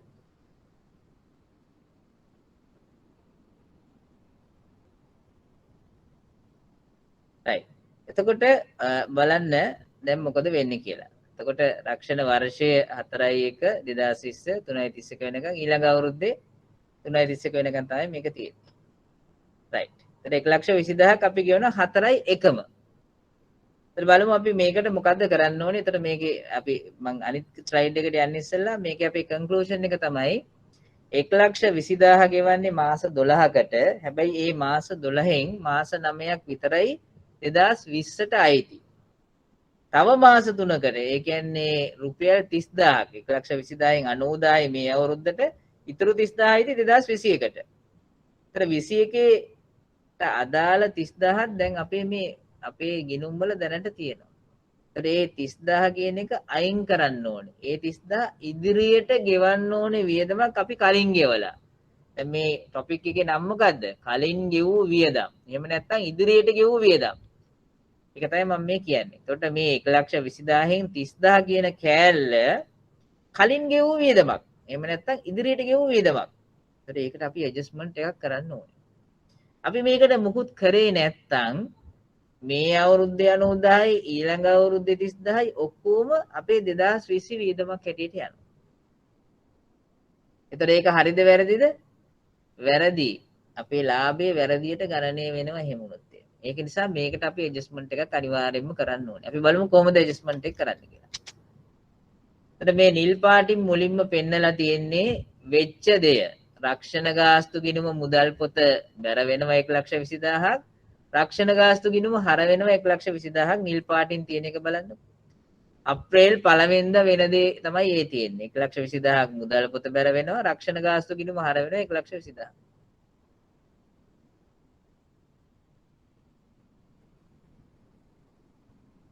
1,20,000ක් මුදල් පොත බැර වෙන 1,20,000ක් රක්ෂණ ගාස්තු ගිණුම හර වෙනවා.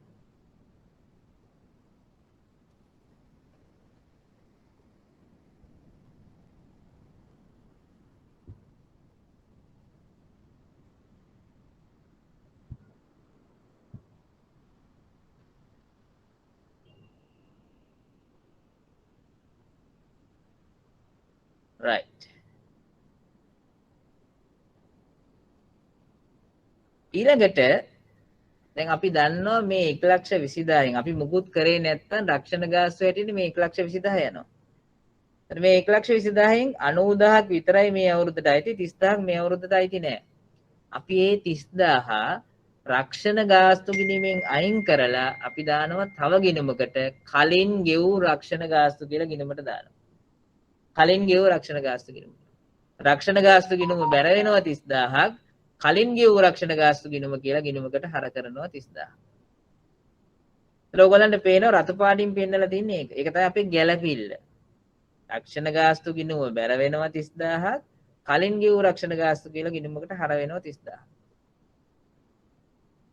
ඒත් එහෙම කරාට පස්සේ ඔයගොල්ලන්ට පේනවා අපේ රක්ෂණ ගාස්තු ගිණුමේ ඉතුරු වෙන්නේ 90,000යි. එතකොට පියවීමේ සටහන් හැටියට වර්ෂයේ අවසානයේ අපේ වියදමට යන්නේ 90,000යි. ඒක තමයි හරි ගාන. ඒක තමයි කොළ පාටින් පෙන්නලා තියෙන රක්ෂණ ගාස්තු ගිණුම. ලාභ ගිණුමට යන්නේ 90,000යි රක්ෂණ ගාස්තු කියලා. ඒක තමයි හරි ගාන. ඒතර කලින් ගෙවූ රක්ෂණ ගාස්තු කියලා ගිණුමක් තියෙනවනේ 30,000ක් දැන් ඇවිල්ලා. ඒක අපේ වත්කමක් හැටියට යනවා. දැන් අපි මේකේ ඩබල් එන්ට්‍රි එක අපි කිව්වේ එනි කලින් ගෙවූ වියදම් නැත්නම් කලින් ගෙවූ රක්ෂණ ගාස්තු ගිණුම වත්කමක් හැටියට ශේෂ පත්‍රය පෙන්වන්න ඕනේ ජංගම වත්කමක් හැටියට. right අදාළ වියදම් ගිණුම බැර වෙනවා ඒ ප්‍රමාණයෙන්. ඒතර අදාළ වියදම අඩු වෙනවා ඒ ප්‍රමාණයෙන්. ඒක වියදමෙන් කියන ස්ටේටස් එකෙන් අයින් කරලා අපි ගිහිල්ලා දානවා ඒක වත්කම් කියන ස්ටේටස් එකට. ඒක ඊළඟ අවුරුද්දට යන්න ඕනේ. ඊළඟ අවුරුද්දේදී ඒක වියදමක් බවට පත් වෙනවා. මොකද ඊළඟ අවුරුද්දේදී දැන් මේ උදාහරණයක් ගත්තොත් 2021 අවුරුද්දේදී ඒක අපේ වියදමක්. රක්ෂණ ගාස්තු. මොකද 21ට අදාළ එකක්. ඒතර ලබන අවුරුද්දට ගියාම මේ ශේෂය මේක කලින් ගිහුව වෙන්නේ නැහැ. ඒක කෙලින්ම මාරු කරන්න ඕනේ රක්ෂණ ගාස්තු ගිණුමට. ලබන අවුරුද්දේදී මේක වත්කම් කියන ස්ටේටස් එකකින් අයින් කළා ආයි වියදම් පැත්තට දාන්න ඕනේ. මේ අවුරුද්දේදී හැබැයි අපිට මේක වියදමක් හැටියට තියන්න බෑ. වියදමක් හැටියට තිබ්බොත් මේ අවුරුද්දෙන් ඒක ඉවර වෙනවා. 30,000. ඒකෙන්ද මේ අවුරුද්දේ අපි වියදම් කියන ස්ටේටස් එකෙන් ගලවලා ඒක වත්කමක් හැටියට පෙන්නනවා.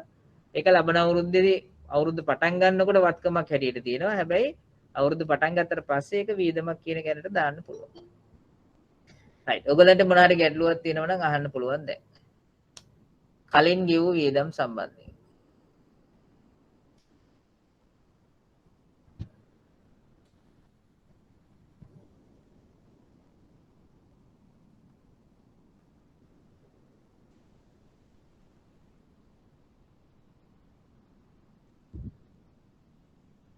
right. කෙනෙක් අහලා තිනවා කලින් දලලාභේ 400 සහ 500 ආවේ කොහොමද කියලා. ඉන්න බලන්න ආයේ නම් එක පෙන්නන්න.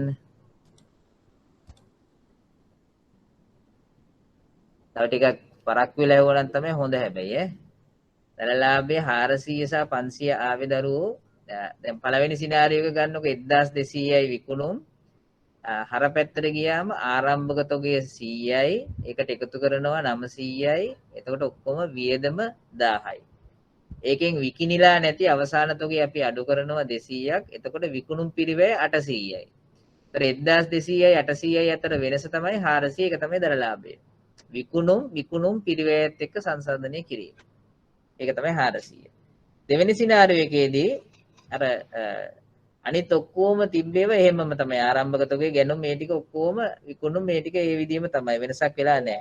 ඒතර විකුණුම් 1200මයි ගැනුම් ආරම්භක තොගේ 100යි 900යි අවසාන තොගේ විතරක් අපි වෙනස් කරා 200 ඉඳලා 300ට වැඩි කරා. දැන් අපි මේකේ බලන්නේ අවසාන තොගයයි ලාභයේ අතර තියෙන සම්බන්ධතාවය.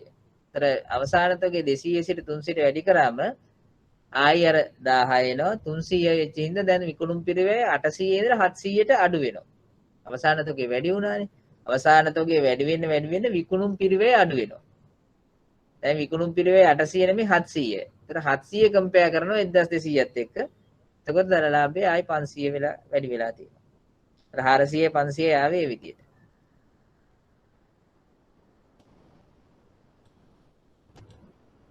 හෙලෝ මේක සම්බන්ධයෙන් මේ තොගේ සම්බන්ධයෙන් පොඩි ප්‍රශ්නයක් මට අහන්න ඕන. මේ අපේ විකුණුම් ඇතුලේ මේ කමිෂන් එක ප්‍රවර්ධන දීමන වගේ ඇතුළත් වුණොත් දලලාභයට බලපෑම වෙනව නේද?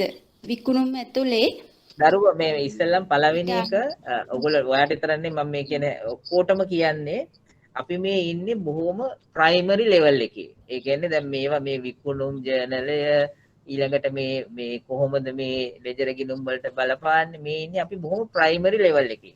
හරිද? ඒකට ප්‍රයිමරි ලෙවල් එකේ ඉඳිද්දි දැන් මෙතන ඔඩියන්ස් එකේ ඉන්නේ කොමර්ස් කරපු නැති කට්ටිය සහ කොමර්ස් කරත් කොමර්ස් කරේ නෑ වගේ ඉන්න කට්ටිය තමයි මේගොල්ලන්ට ඇඩ්‍රස් කරන්න අපි මේ කතා කරන්නේ. දැන් අපි දේවල් අහනකොට වුණත් ඒක ඔළුවේ තියාගෙන පොඩ්ඩක් අහන්න ඕනේ. දැන් ඔයා අහපු ප්‍රශ්නේ හොඳයි. එහෙම ප්‍රශ්න තියෙනකොට අහන එක. නමුත් දැන් ඔයා එහෙම ඇහුවාම දැන් අපි කතා කරන්නේ බොහොම බේසික් ලෙවල් එකේ කට්ටියකටනේ. ඒකට ඒ වගේ කට්ටියකට අහද්දී දැන් මම ඔකට උත්තරයක් දුන්නොත් දැන් මේක ඔළුවට දාගෙන ඉන්න කට්ටියට සමහරවිට මේක තව පැටලෙන්න පුළුවන්. ඒතර අපි මේ ලෙවල් එකේදී ඔයගොල්ලෝ ගොඩාක් දේවල් ලොකු දේවල් හිතන්න යන්න එපා. මේ දේවල් ටික දැනට තියෙන දේවල් ටික අහමු. ඔයාගේ අහපු ප්‍රශ්නෙට මම උත්තරයක් දෙන්නම් දැන් මේ වෙලාවේදී. දැන් ඔයා අහපු ප්‍රශ්නේ ආයි කියන්නකෝ. විකුණුම් ඇතුලේ ඒ කියන්නේ අපි පිට ආයතනයකට වඩා වැඩි මිලකට බිල දාලා ඔවුන්ට කමිෂන් එකක් දෙනවනේ සමහර ආයතන වලින් ඒකට ඒ ප්‍රශ්නෙම තියෙනවා ගොඩාක් දැන් එක දේවල් දැන් ඔය වගේ සිනාරියස් වලට එන්නේ ඉස්සෙල්ලා අපි බේසික් දේවල් ටික දැනගන්න ඕනේ. දැන් අපි ඔය අහපු ප්‍රශ්නේ මට ක්ලියර් නෑ තාම. පිට ආයතනයකට වැඩිපුර ගානකට විකුණලා කියලා කියන්නේ මොකක්ද? ඒක තේරෙන්නේ නෑ මට. විකුණන්නේ 100කට නම් විකුණුම් මිල ඒ ආයතනයේ එන පුද්ගලයෝ සමහර වෙලාවට ඒක 105ට විතර බිල දාගෙන යනවා. ඒකලා රුපියල් 5 යාලා ගන්නවා. ඒ වගේ ආයතනයේට 105ට බිල නමුත් අපේ විකුණුම් මේ විකුණුම් වලින් රුපියල් 5ක මුදලක් මේ අපිට ලැබෙන සල් වලින් 5ක මුදලක් ඒ පුද්ගලයාට තමයි දෙන්නේ.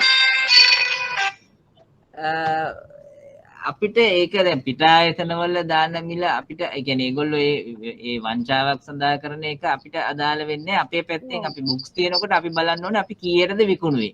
ඒත් විකුණලා තියෙන මුදල තියෙනවා නම් ඒ මුදල තමයි අපේ මුදල් ගිණුම හර වෙන්න ඕනේ. ඒක 100 වුණත් 105 වුණත් අපි දාන්න ඕනේ අපිට හම්බෙච්ච ගාන තමයි අපි දාන්න ඕනේ හරියට. හරි sir thank you sir.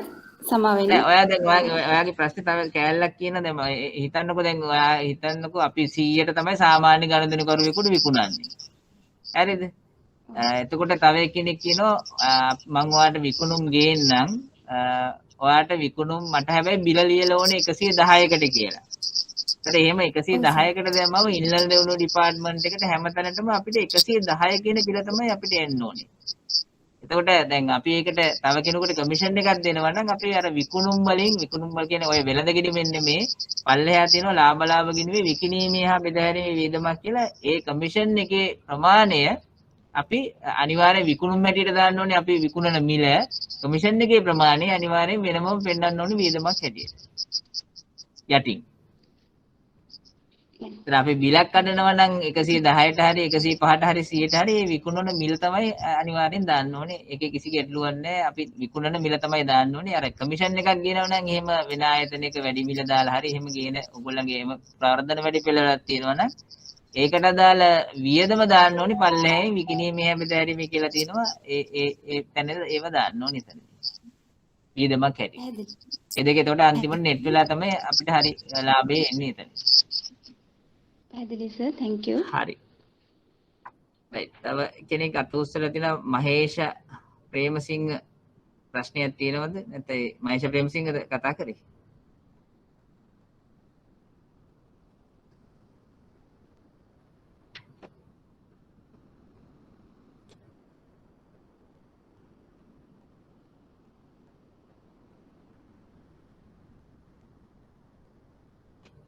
right.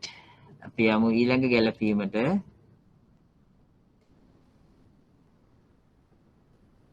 right. රක්ෂණ ගාස්තු අපි දැම්මා. අපි යනවා දැන් ඊළඟ ගැලපීම. ඊළඟ ගැලපීම තමයි උපචිත වියදම්. එහෙම නැත්නම් ගෙවිය යුතු වියදම්. අර කලින් ගෙවු වියදම් වල අනිත් පැත්ත. දැන් මෙතනදී කතා කරන්නේ වියදම තියෙනවා වර්ෂයට අදාළයි තාම මුදලින් ගෙවලා නැහැ. හිතන්නකෝ මේකට ගන්න පුළුවන් හොඳම උදාහරණය තමයි 2020 අවුරුද්ද කියලා අපි ගත්තොත් දැන් කලින් උදාහරණයටත් ගත්ත නිසා 2020 අවුරුද්දේ හිතන්නකෝ දෙසැම්බර් මාසේ ඉලෙක්ට්‍රිසිටි බිල් එක.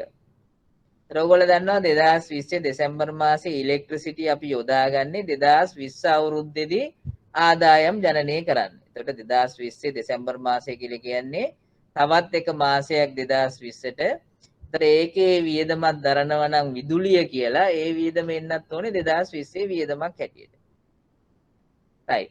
එතකොට එහෙමනම් දැන් ඔයගොල්ලෝ දන්නා ප්‍රායෝගිකව හැබැයි 2020 දෙසැම්බර් මාසයේ ඉලෙක්ට්‍රිසිටි බිල් එක අපිට හම්බෙන්නේ 21 ජනවාරි. දැන් මේ කොරෝනා ඉඳ තවත් පරක් වෙලා හම්බෙන්න පුළුවන්. ඊළඟට අපි ඕක මුදලින් ගෙවන්නේ කවදද? බිලත් හම්බෙලා තවත් කාලයකට පස්සේ. සමහරවිට 21 පෙබරවාරි. ඒතර හැබැයි අපි දන්නවා 2020 මේ බිල එහෙම නැත්නම් මේ විදුලිය පාවිච්චි කරේ 20 ආදායම් උපයන්න. එතකොට මේකේ 20 වියදමක් එන්න ඕනේ. දැන් මේ උපජිත වියදම් කියලා කියන්නේ එහෙම නැත්නම් ගෙවිය යුතු වියදම් කියලා කියන්නේ ගිණුම් වර්ෂයට අදාළ වියදමක්. හැබැයි ගිණුම් වර්ෂයේ අවසාන දින වෙන විට තාම අපි මුදලින් ගෙවලා නැහැ. ගිණුම් වර්ෂයට අදාළ වියදමක්. නමුත් ගිණුම් වර්ෂයේ අවසාන දින වෙන විටත් අපි මුදලින් ගෙවලා නැත. එහෙම වියදම් වලට තමයි අපි කියන්නේ උපජිත වියදම් කියලා. එතකොට අපි කරන්න ඕනේ එහෙම ගෙවලා නැති වුණා ඵලයෙන් ඒ වියදම් අපිට අයින් කරන්න බෑ. අපි ඒ වියදමේ ප්‍රමාණයට ඒ අදාළ වියදම හඳුනා ගන්න ඕනේ අපේ වියදමක් හැටියට. ඒකින්ද තමයි අදාළ වියදම් ගිණුම හර කරනවා වියදමක් හැටියට උපචිත වියදම් කියලා ගිණුමකට බැර කරනවා. උපචිත වියදම් එහෙම නැත්නම් ගෙවිය යුතු වියදම් කියලා ගිණුමකට බැර කරනවා. වගකීමක් හැටියට තාම ගෙවලා නැති පදනම මත. right? අපි මේ පොයින්ට්ස් වලට ගියොත් අපි උදාහරණයක් අරගෙන අපි බලමු කොහොමද ඒක පැහැදිලි කරන්න කියලා. අදාළ වියදම් ගිණුම හරයන්නේ අදහස එම වියදමට ගෙවිය යුතු ප්‍රමාණය එකතු විය යුතු බවයි. එසේ කළ යුතු වන්නේ ලාභය හෝ අලාභය නිවැරදිව සොයා ගැනීම සඳහා වෙළඳ හා ලාභ ගිණුමට ඇතුළත් කළ යුතු වන්නේ වියදම් වලින් වර්ෂයට අදාළ ප්‍රමාණය වන බැවිනි. උපජිත වියදම් ගිණුමේ ශේෂය ජංගම වගකීමක් වශයෙන් ශේෂපත්‍රයේ සටහන් කළ යුතුය. ජංගම වගකීමක් වශයෙන් ශේෂපත්‍රයේ සටහන් කරන්න ඕනේ. ඊට අපි උදාහරණයක් අරගෙන බලමු. ගිණුම් වර්ෂය 1/1/2020 ඉඳලා 31/12/2020. 2020 දෙසැම්බර් මාසේ ගෙවිය යුතු විදුලි ගාස්තුව තිබිලා තියෙනවා නැත්තම් බිල තියලා තියෙනවා 10000. බිල අපිට ලැබෙන්නේ 21 මුදලින් ගෙවනවා අපි 2021 2.15. දැන් මේ වෙලාවට අපි මොකද කරන්න කියලා තමයි දැන් ගිණුම් හදද්දි 2020 දෙසැම්බර් ගිණුම් හදන්නේ 2021 දී. ඒතර 21 ගිණුම් හදද්දි අපිට පේනවා මෙන්න මේ වගේ දෙයක් වෙලා තියෙනවා. මොකද දැන් අපි කරන්නේ?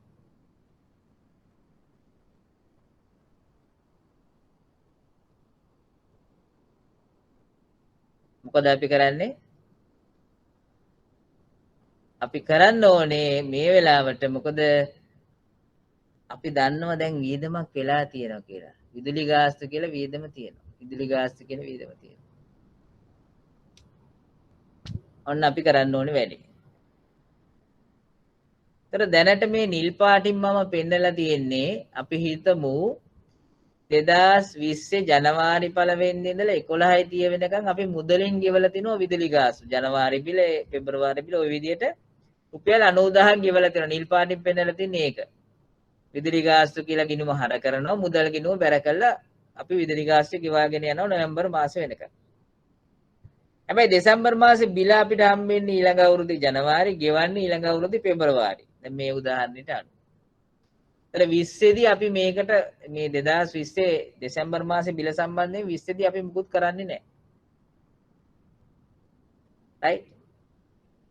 එතකොට අපි ගත්තාම මොකක්ද දැන් අපි කරන්න ඕනේ? අපි කරන්න ඕනේ දැන් ගැළපීමක් කරනවා. දැන් අපි දන්න හොඳට මේ 20 දෙසැම්බර් මාසේ විදුලි බිල අපිට හම්බ වුණාම අපි 20 දී මුදලින් ගෙවලා නැති වුණාට මේක 2020ට අදාළ වියදමක්.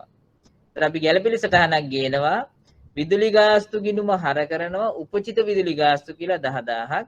උපචිත විදුලි ගාස්තු ගිණුම බැර කරනවා 10000ක්. right? එහෙම කරලා අපි ගැළපෙලි සටහනක් කරනවා. කරාට පස්සේ ඔයගොල්ලන්ට පේනවා විදුලි ගාස්තු ගිණුමේ දැන් ඔරිජිනල් තිබ්බ 90000ක්. තව 10000ක් ආවා. එතකොට ඔක්කොම ලක්ෂයක් තියෙනවා. 90000ක් තියෙනවා 10000ක් තියෙනවා. එතකොට ලාභ ගිණුමට යන්න ඕනේ ලක්ෂයක්. ලාභ ගිණුමට ලක්ෂයක් යනවා. right? ඒතර උපජිත විදුලි ගාස්තු කියලා වගකීම් ගිණුමක් තියෙනවා. ඒක අපේ පෙන්වන්න ඕනේ ජංගම වගකීමක් ඇටියට උපජිත විදුලි ගාස්තු කියලා 10000. right. ඇත්තටම යන්න ඕන ගාන අපේ 2020 ලාභ ගිණුමට යනවා. ඒ තමයි ලක්ෂය. 90000 නෙමෙයි. ඒ 20 අගදී අපි හඳුනා ගන්නවා ගෙවිය යුතු වගකීමක් හැටියට උපජිත විදුලි ගාස්තු කියලා 10000. right. ඔයගලන්ට ගැටලු තියෙනවා නම් දැන් අහන්න පුළුවන් මේ සම්බන්ධයෙන්. උපජිත වියදම් ගැටලු තියෙනවා නම් අහන්න පුළුවන්.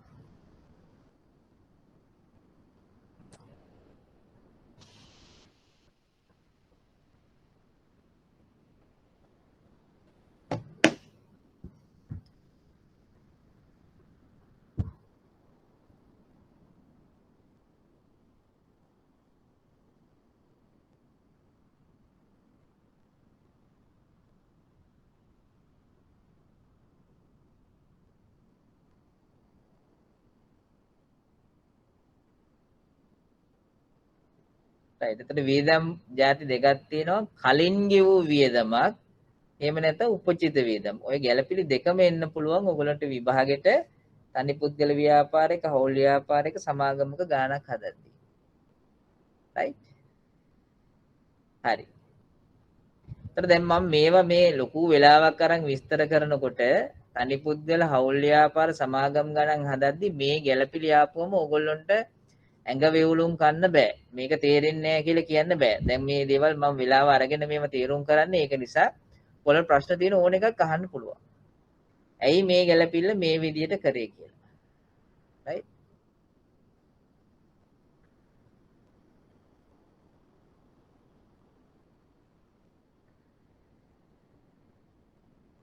right. අපි යමු ඊළඟ ගැළපීමට. තව වෙලා තියෙන නිසා ඒ ගැළපීම තමයි කලින් ලැබූ ආදායම්. එහෙම නැත්නම් ඉදිරියට ලැබූ ආදායම. ඒතර 9ෙම තියෙනවා වර්ෂයට අදාළ ආදායමක් නෙමේ ඊළඟ වර්ෂයේ හම්බෙන්න ඕන එකකුත් දැන්ටම හම්බෙලා තියෙනවා. කලින් ලැබූ ආදායමක්. ඒතර එහෙම කලින් ලැබුණාම ආදායමක් අපේ වර්ෂයට අදාළ ආදායමක් නොවන නිසා දැනට ඒක අපේ ආදායම් ගිණුමට බැර වෙලා තියෙනවා. අපි ඒක අයින් කරන්න ඕනේ ආදායම් ගිණුමෙන්. අයින් කරලා ඒක දාන්න ඕනේ වගකීමක් හැටියට කලින් ලැබූ ආදායම් කියලා. right? දැන් මේකේ මට කලින් එකේ කියන්න අමතක වෙච්ච දේ තමයි දැන් මේ උපචිත විදුලි ගාස්තු කියන එක මේ අවුරුද්දට වගකීමක් වුණාට ඊළඟ අවුරුද්දේදී මේ රුපියල් 10000 වියදම ගෙවනවා නම් ඒක අපේ වගකීම නිදහස් වීමක් හැටියට යනවා. මුදල් ගිණුම බැර වෙලා වගකීම් ගිණුම හර වෙනවා. එතකොට ඒක වියදමක් හැටියට එකයි කියනවා. නැත්නම් ඊළඟ අවුරුද්දේදී ආයි මේක වියදමක් වෙන්නේ නැහැ. මේ 10000 මේ මුදලෙන් ගෙවුවා කියලා ලබන අවුරුද්දේ 21 ඊළඟ අවුරුද්දේ වියදමක් වෙන්නේ නැහැ. right? හරි. ඒතර කලින් ලැබුව ආදායම් කියලා කියන්නේ ආදායම වර්ෂයට අදාළ ප්‍රමාණයට වඩා වේලාසනින් ලැබිලා. ඒතර අපි අදාළ ආදායම් ගිණුම බැර වෙලා තියෙන එක හර කරලා ඒක කලින් ලැබුව ආදායම් ගිණුම කියලා ගිණුමකට දාන්න ඕනේ. ඒක වර්ෂයේ අවසානයේදී වගකීමක් හැටියට තියෙන්නේ. අදාළ ආදායම් ගිණුම හර යන්නේ අදහස ආදායමින් කලින් ලැබූ ප්‍රමාණය අඩු කළ යුතු බවයි. එසේ කළ යුතු වන්නේ ලාභය හෝ අලාභය නිවැරදිව සොයා ගැනීම සඳහා වෙළඳ ලාභ ගිණුමට ඇතුළත් කළ යුතු වන්නේ වියදම් වලින් වර්ෂයට අදාළ ප්‍රමාණය වන බැවිනි. කලින් ලැබූ ආදායම් ගිණුමේ ශේෂය ජංගම වගකීමක් වශයෙන් ශේෂ පත්‍රයේ සටහන් කරන්න ඕනේ. උදාහරණයක් මේකේ අරගෙන තියෙනවා ගිණුම් වර්ෂය 1/1/2020 ඉඳලා 31/12/2020 4/1/2020 කුලී ආදායම් ලැබිලා තියෙනවා 1,20,000ක්. අපේ කුලී වර්ෂය වෙන්නේ 4/1 ඉඳලා ඊළඟ අවුරුද්දේ 3/31. එතකොට 1,20,000න් 90,000ක් විතරයි 2020ට අයිති. ඉතුරු 30,000 අයිති ඊළඟ අවුරුද්දට. මොකද කුලී වර්ෂය ඊළඟ අවුරුද්දේ මාස 3ක් රෙප්‍රසන්ට් කරනවනේ. හැබැයි අපිට 1,20,000ම හම්බෙලා තියෙනවා 4/1. එතකොට දැනට අපේ මුදල් ගිණුම හර වෙලා කුලී ආදායම් ගිණුම බැර වෙලා තියෙනවා 1,20,000ක්. ඒත් අපි මේකට මුකුත් කරේ නැත්නම් ගැළපීමක් 1,20,000ම 20 ආදායමක් හැටියට අපි හඳුන ගන්නවා. හැබැයි මේ 20 ආදායම ඇතුලේ 1,20,000 ඇතුලේ තියෙනවා 21ට අදාළ 30,000ක්. ඒතර ඒකට අදාළව අපි ඇඩ්ජස්ට්මන්ට් එක කරන්න ඕනේ. මොකද්ද කරන්න ඕනේ ඇඩ්ජස්ට්මන්ට් එක? මේ තියෙන පළවෙනියෙන්ම රතු පාටින් පෙන්නලා තියෙන්නේ සල්ලි හම්බෙච්ච ගාන 4/1. මුදල් පොත 1,20,000ක් හර වෙනවා. කුලී ආදායම් ගිණුම බැර වෙනවා 1,20,000. ඒතර අපි දැනගත්ත දැන් මේකෙන් 30,000ක් මේ වර්ෂයට අදාළ නැහැ කියලා.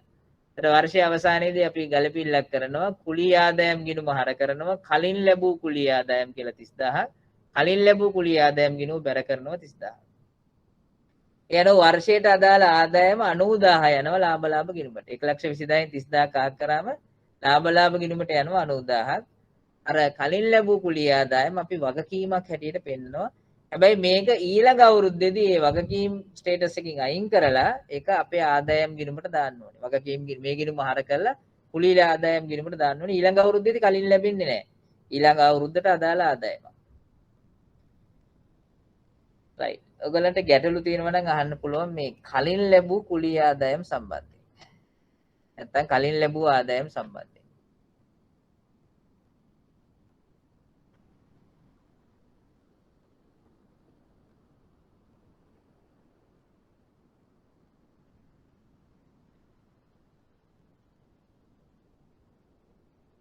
ඕන ප්‍රශ්නයක් අහන්න. ඔයගොල්ලෝ දැන් මම හැමතිස්සෙම කියන දෙයක් තමයි පන්තියේදී ඕන දෙයක් ක්ලියර් කරගෙන යන්න. පන්තියේදී දෙයක් වැරදුනාට කිසිම ඉෂුව එකක් නැහැ. විභාගේ ෆේල් වෙන්නේ නැහැ. හැබැයි විභාගයේදී දන්නේ නැති දෙයක් ගිහලා ලිව්වොත් එහෙම ඔයගොල්ලෝ හිතාගෙන ඉන්නවා හරි කියලා. නමුත් ඒක දෙයක් ලිව්වොත් එහෙම වැරදියට එතනදී අනිවාර්යෙන් ෆේල් වෙනවා. ඒ නිසා පන්තියේදී ඔයගොල්ලන්ට අවශ්‍ය ප්‍රශ්නයක් අහන්න පුළුවන්.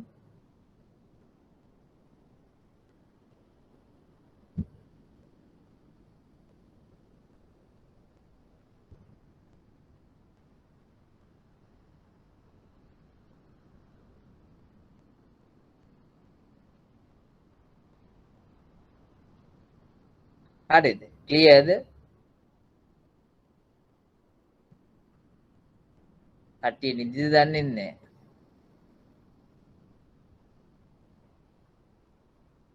right okay.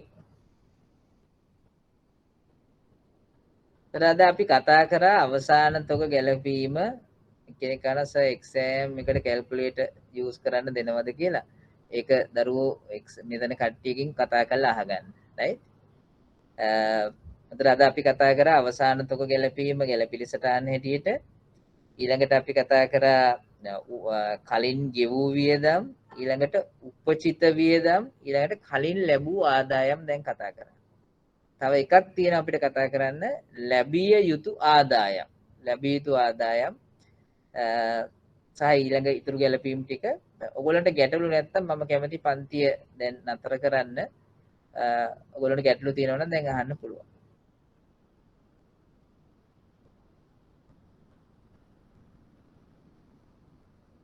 ගැටලු නැත්තම් අපි පන්තිය නතර කරමු මේ වෙලාවේ.